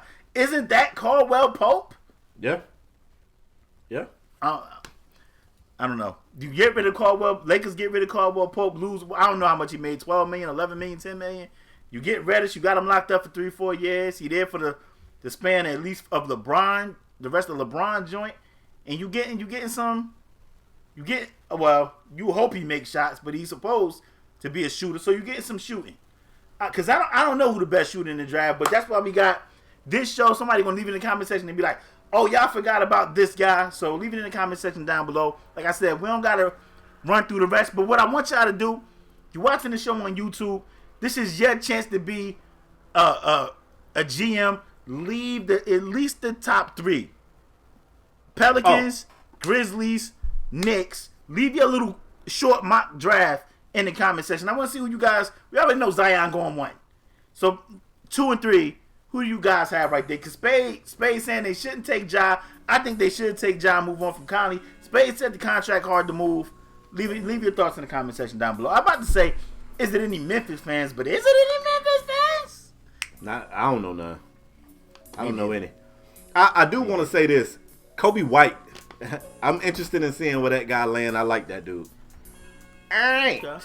Let's move forward, sir. Let's talk about the Eastern Conference Finals right now. Toronto Raptors, Milwaukee Bucks. One of those teams got a Coach of the Year finalist. But we don't even got to pick. Like, because both of these things is lopsided already. Both of these things are what? I said we don't even got to pick who we think winning because both of these things is already lopsided. But you know what, man? I don't think all the life is beaten out of Toronto. Toronto? I don't think Toronto. I mean, I had Toronto winning, but at this point, I don't think Toronto is going to win that series. I don't think they're going to lay down though. So I think we're going to see some life in these Toronto Raptors once they get back up to the 6. That's what I think. The story so far though has been just. I just want to speak on it before we move forward. Go ahead. The story so far has been how once again. Look, man, I know y'all gonna give me the Petty Wars crown after this episode, and I'm alright with it. But the story again has been the unsung heroes for a team coached by Budenholzer.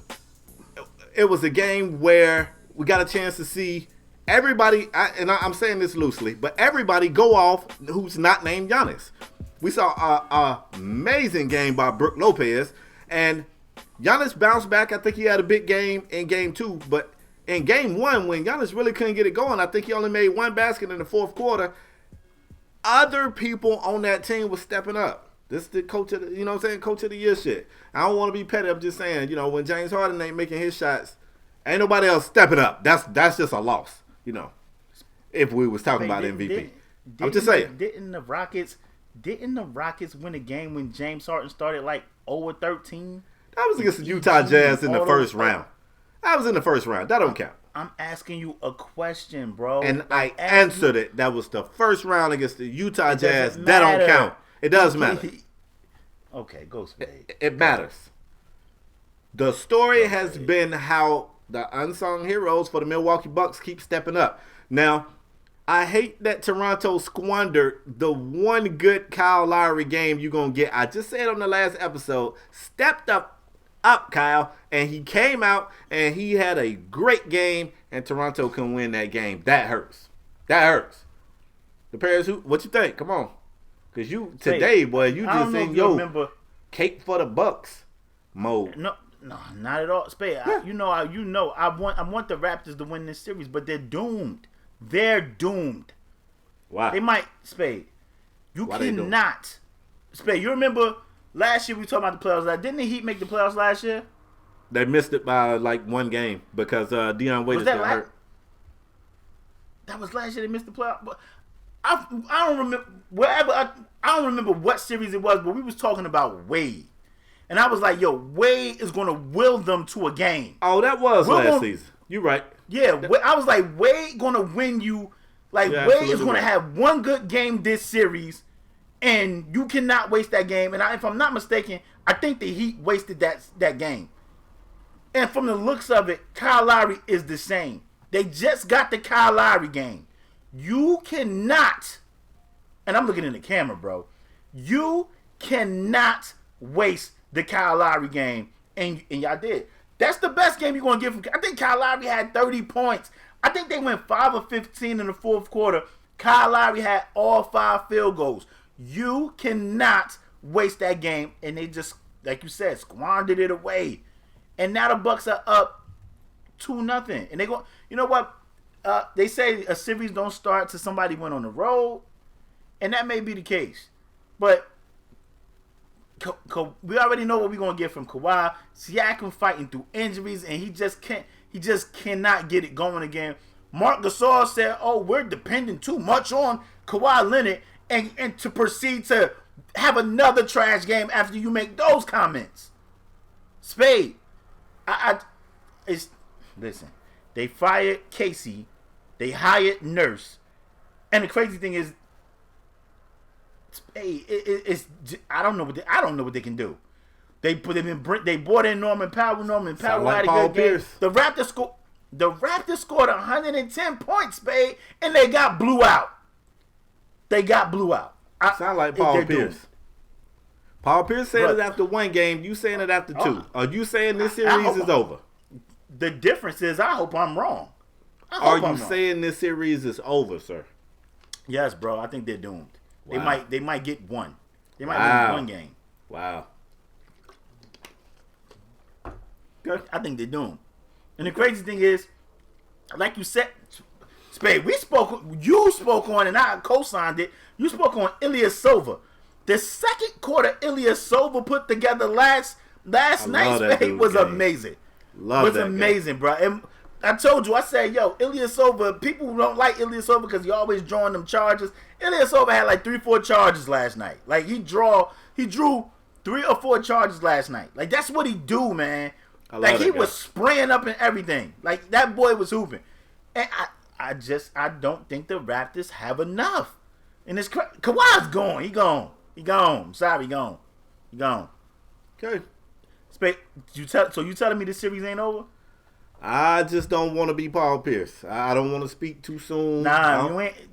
The difference is Paul Pierce thought he was right. I hope I'm wrong. Yeah, but you're saying the same shit. He might have hoped he was wrong, but y'all saying the same shit. He said it after 1 game. You said it after 2. He ain't see no body of work though. Like I done seen a body of work. Like, look, man, I got a 2-game sample size with a Raptors look. Kyle Lowry just gave you the best game he had all postseason, and y'all lost. Y'all just scored 110 points and got blew out. Yeah, I don't know what they can do, bro. I don't know. I think they win 1 in Toronto. I think the Bucks win another one, and I think the Bucks ended in 5. Yep. I just want to say on the game that you saying we're saying they squandered Kyle Lowry's really good game. Kawhi Leonard didn't make a basket in the fourth quarter, and I just want to say that if James Harden didn't make a basket in the fourth quarter of a game, boy, y'all would leave it in the comment section down below. Do y'all think the Raptors have James a chance? Harden. Do the Raptors have a chance? Leave it in the comment section down below. I think they doomed. They're doomed. You ready to move on, bro? Yes, sir. Let's take it to the Western Conference. This is where Spade want to be with his favorite team. The Heat in the East. That's your favorite. Huh? The Heat in the East. No. Your favorite team, the Warriors. Oh, y'all already know the Warriors have a 2-0 lead over the Blazers. What? The Blazers in game 2. The Blazers in game 2 was up 15 points. 15 points at the half. Yeah. And if I'm not mistaken, somebody gonna correct me if I'm wrong. If I'm not mistaken, I don't think Lillard scored a point. I don't think so. Nah, he did. That first half. Nah, he started. Yeah, he missed his first 3 shots, and then he kind of got hot in the second quarter. Okay. But until he got hot, CJ had the back brace on. They was up 15. They was up 15 at the half, and Spade, I don't know if you see it. I don't know if I'm still muted on Twitter because you muted me and shit. Nah, you back, bro. You back. Tyra Banks. Bow Wow son kissed Tyra Banks, so I don't know if I'm still muted about that. Bro, you're back. You're back. I tweeted and I said, yo, y'all know I place bets, and I said, yo, this is weird. This is never like this. And the Warriors was losing by 15, but the point spread was only plus 5.5. I said, yo, this shit is weird. But Vegas was right. They knew what the hell was about to happen in that third quarter, and an explosion happened, Spade, to the tune of like 39 damn points from the Warriors. Spade, talk about this series. Like, do Portland have a chance at home? Well, they should, because I thought everybody told me that. Also, wait, before you go, KD is reportedly out for at least 2 more games. He out for the series. That Boogie may come back. And it looks like he's out for the remaining of this series. But go ahead, Spade. Golden State should just let KD rest up, and they should tell Boogie not to push it either, because they probably finna sweep the damn Blazers without Kevin Durant. When everybody told me, if you can't beat Golden State without Kevin Durant, blah, blah, blah, rah, rah, rah, and all this other crazy shit. When I was telling y'all that offense is tougher to defend without Kevin Durant. You said it, y'all bro. ain't want to listen. I don't like giving you credit, but you said it. Yeah, it's okay. That's why I done got where I pretty much just take it. You know what I'm saying? Because I don't wait for nobody to give it. In game 1, man, I think the Blazers got scrubbed up by a cool dub. When they down 20, they ain't lose by 20 or more?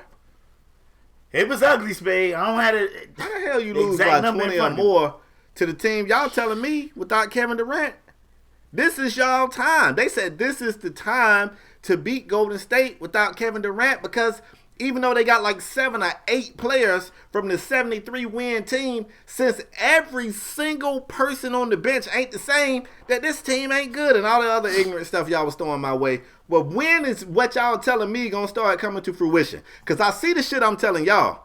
All I gotta do is turn the TV on. I see the shit I'm telling y'all. I don't see the shit y'all telling me. When is the Warriors going to look like this bad team, this damsel in distress that needs KD to put on the cape and come and save them? I haven't seen it. And I don't think we're going to see it this entire series. I would not be shocked. And I'm disappointed in Dame, because we said, LaPaz, when Dame play Golden State, he goes off. Where that at, though? Where that at, though? That's where I was going to go. Because I was going to say, people say, oh, LaPaz always, he just don't like Dame Spade. I've been notoriously known on this show for years, from playing FanDuel and all that crap. Like, yo, Dame got some disdain for Steph, Spade,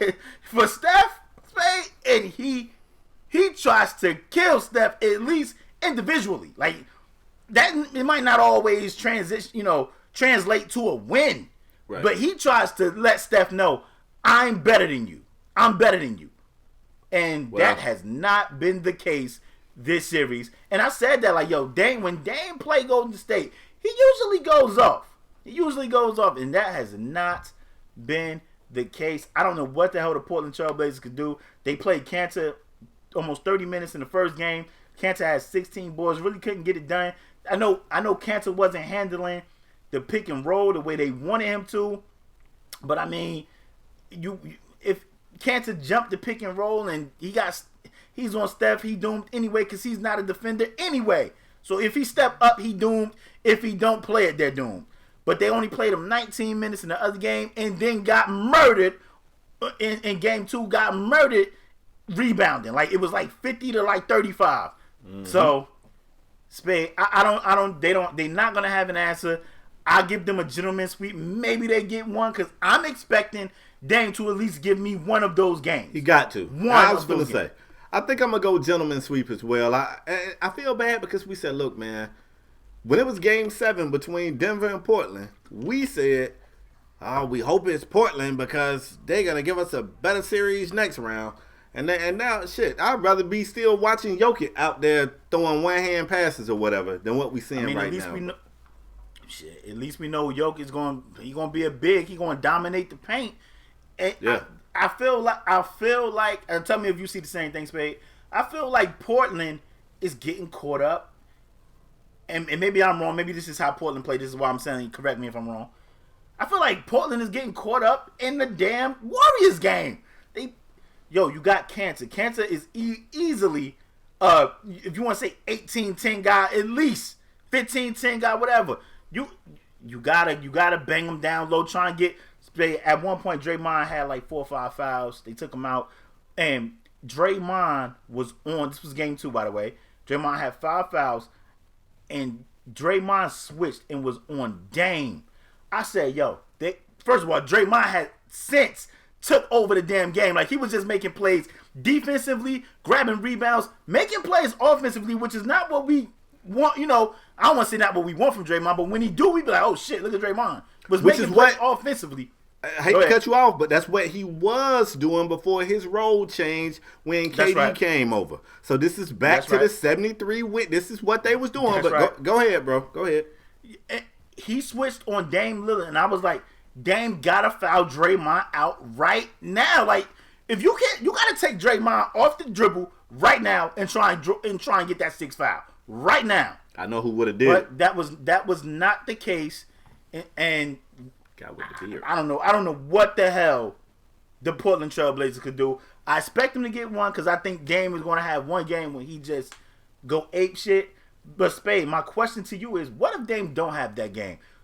Do he deserve the same scrutiny that any other star player should get? Because, Spade, what somebody told you, well, we expect better from the MVP. Like, Dame Lillard isn't a first-team All-NBA player. Yeah. I mean, do he deserve it? Yeah. Will he get it? Probably not. It'll be a few people who going to fire their shots. Don't get me wrong. But like I said, when I had people sending me screenshots of this is what James Harden's stats look like in closeout games, you ain't going to see all that. You ain't going to see that energy. Same way you didn't hear nobody talk about Kawhi not making a basket in the 4th the other day after they just was saying that Kawhi surpassed LeBron James as the second best. They said that KD was the best player in the league. Kobe. Kawhi was second, and then LeBron. So if LeBron finished a 4th quarter with no baskets made, you about to hear about it on TV all day for the next 3 days. And if James Harden do the same, you about to hear about it all day for the next 2 days. So, I mean, clearly, man, that's why in my mind, you know, I'm starting to I judge players by the way they get reacted to. If your favorite player can go out and shoot 3 of 17 in a closeout game and get carried out of that round and don't nobody slander him, then maybe he ain't on everybody's radar. But I will say this. Game 3, they going to lose anyway. All right? Portland going to lose anyway. But game 3 well, they favorites tonight, Spade. The game is tonight. This is Saturday. Y'all watch. That's cool. Y'all watching this on Sunday or Monday. Tonight, Saturday. Bruh. The game is tonight, and the Blazers are favored to win. Game 3 is a must-win for the Blazers. If they don't win Game 3, I don't care if they come back from a 3-1 deficit to win. I'm not watching another game in this series because I just wouldn't expect it. And I'm probably lying because if they lose tonight and I don't watch and I hear that it's like 3-3, I'm tuning the hell in. So just know I lied right there. They got to win tonight, bro. They got to win tonight. I'm not confident enough to put money on that shit. They had a 15-point lead and blew it. They had a 15-point lead and blew that shit. Yeah. I don't think enough credit is being given to the Warriors bench, too, man. Like, people keep saying, oh, they bench ain't deep. Oh, they ain't got... Man. Yeah, they lost Barbosa and... Yeah, man, let me tell you something. Looney has been amazing. Looney's been amazing. Who we gave away for fucking cash. Cook has been giving them quality minutes, and they even getting decent play from Jerebko. Get them guys they props.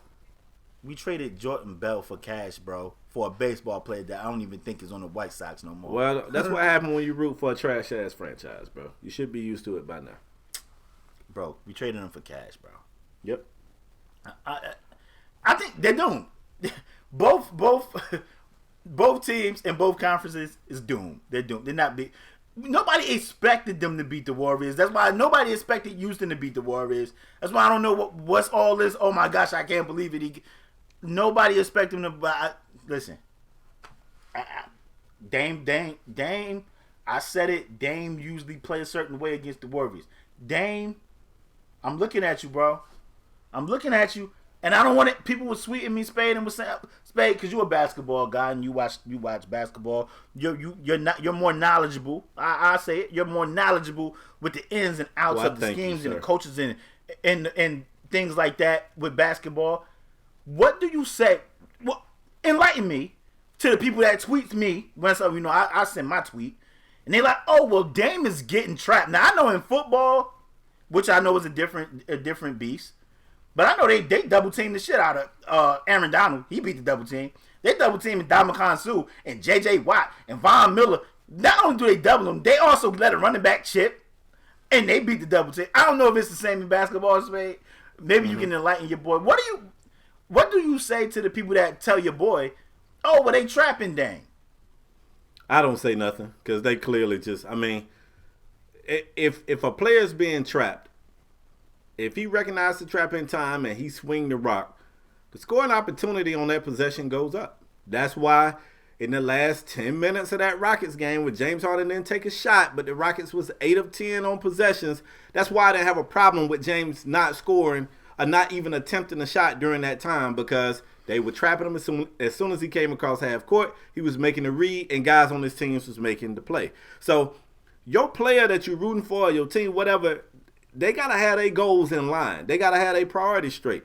If I'm getting trapped, somebody open. If I make the read and that guy get the bucket, I'm doing my job. But if I'm getting trapped and I feel like I'm worried about what folks going to say about how many shots I took or the fact that I didn't score, so I'm going to just take a double-team shot, that I'm worried that my selfishness is going to cost me. Now, we've seen players like MJ and Kobe. We've seen them guys shoot over the double team and make it. That's cool. Mm-hmm. But if you ain't shooting over the double team and making it, somebody open if you double team. So just got to get your priorities straight, man. But if people saying that if the alibi is that Dame is being double teamed and that's why, hey, man. I mean, that was the alibi last year, too, against the Pelicans. The Pels. Like, oh, well, they running the boogyless Pels. They running some defense against there's some new shit. Like, they just created some new shit. I feel like James Harden faced that every game. I know y'all really get tired of me caping for James Harden, but I feel like James Harden faced that kind of defense every game, bro. I feel like he faced that every game. So I'm just not as sympathetic as some other fans when I see that. I mean. That all.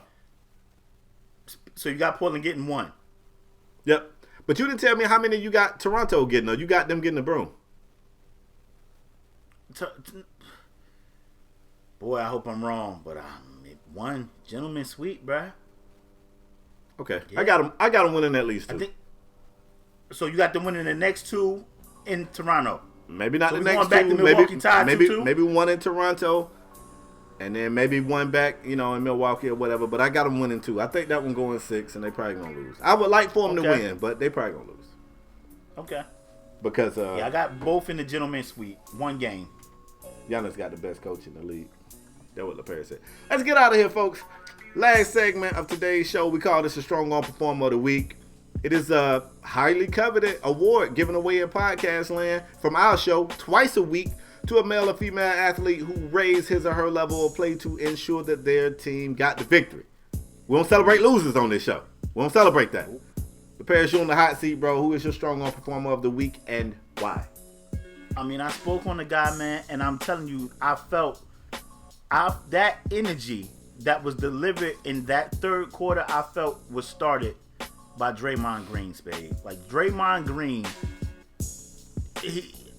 I hate to say it because you look at his stats and you're going to be like, yo, he ain't really, Steph had this and Clay had this and the bench did this, but Spade, that energy, that defensive intensity that he brought to that game, Spade, I felt like it changed that game, man. And Draymond Green had 16 points, went 8 of 12 from the field, had 10 rebounds, had 7 dimes, but Spade, he had 5 blocks. Wow. 5 blocks. And a 114-111 win over the Portland Trailblazers. And for that reason, Draymond Green, you are my Strong Arm Performer of the Week. Draymond Green. Impressive. Okay. Since you went Western Conference, I go Eastern Conference. And I'm telling you, man, when you play for a coach who LaPierre said is the best coach in the league. That's not what I said, man. Let's just continue on as though you did, though. It's a whole lot more fun. But I didn't say that. So you. But let's say. Do you feel Coach Bud is the best coach in the league? I mean, he finna win Coach of the Year. That means this year he is, right? That's neither here nor there. What? Come on, Spade. Huh? This year, yeah, I think he is. All right, well, let me ask you a question. Some years that Michael Jordan didn't win most valuable player, but he still was the best player in the league. LeBron James. Oh, I know all about that. I know all about that. James Harden been getting snubbed on MVPs too. I mean, you give it to LeBron every year. But go ahead, Spade. Not this year. People hate LeBron. Yeah. He getting you 27, 28, 8 and 8. Come on. As I was saying before, I was so rudely interrupted. Bro, first of all, you lying on me. You said that I said he's the best coach in the league. I think you did though. Anyway, okay, go ahead. When this year's best coach, Mike Budenholzer, is your coach, and he know how to get other people involved, man, and sometimes you get a chance to see an unsung hero. What if I told you that Eric Bledsoe was 3 of 12, 0 of 6 from beyond the arc, played 30 minutes, scored 9 points? Let me jump in. Because both game 1 and 2, Eric Bledsoe makes $70 million, Spade, and had 0 points at the half of both games for 70 M's. 70 M's. Come on, man. So, when Chris Middleton is 4 of 12 from the field, 1 of 6 from beyond the arc, in 35 minutes of play when he only got 11 points, you need somebody else to step up. And that's exactly what my guy, Brook the Rainmaker Lopez, did. That's right. You heard me right. Brook Lopez was phenomenal in this game. He had 29 points. He had 11 boards. He had 2 dimes. He had 4 blocks. He had 4 3-pointers. And you know what? He only got to the charity stripe 2 times. He was 1 or 2 from the stripe. He did all this work right here from the field. Got it out the mud, as we say. And for that performance, Brook Lopez. Because without you, let me tell you what that would have been. That would have been a 1-1 series. Well, this is game 1. But that would have been a 1-0 series, Toronto. Without you. For that performance, Brook Lopez, Brook the Rainmaker Lopez, you are my strong arm performer of the week. So that's why Jeannie Buss ain't want to get rid of Brook. Yeah, because she watched the show when I used to have Brook Lopez top 5 center in the league. She know. She know. That man has 3 rebounds. Hard to get him when you stretching the floor, fam. Doing his job. I mean, I ain't mad at that. He played great, man. He played great. But it's almost like that coach make the game easier for him. Ilyasova, bro. Last night, Jesus. Boy. But Spade, before I close the show, you got anything else to add? Nothing at all, bro. No Greek freak slander. Why would I do that? I like Giannis. Ever since Giannis said, I don't play Fortnite, I just foreplay at night. What? I've been a fan. Okay. Well, listen, y'all. We want to thank y'all for tuning in to another episode of Strong Arm Sports. As usual, if you new here, you can bang the subscribe button. If you're a regular, hit the like button. It's also a little bell up there. You can click that bell. It sends a notification to your mobile device that lets you know a new episode has been uploaded to YouTube. If you don't want to see 2 dudes arguing in a box, it's okay. We got audio podcasts everywhere. SoundCloud, ऊPodOmatic, iTunes, Spotify. We are everywhere. There's no reason why you guys should ever miss a show. Listen, man, leave your thoughts on every topic we talked about, especially the lottery. Everything, man. Leave your thoughts in the comment section down below. You already know you can always tweet us. We always on Twitter talking sports, man. Shout out to everybody that always hit us up like, yo, man, we love this show. We cannot do this without y'all. We appreciate y'all continued support. We'll see you guys next episode. We out. Peace.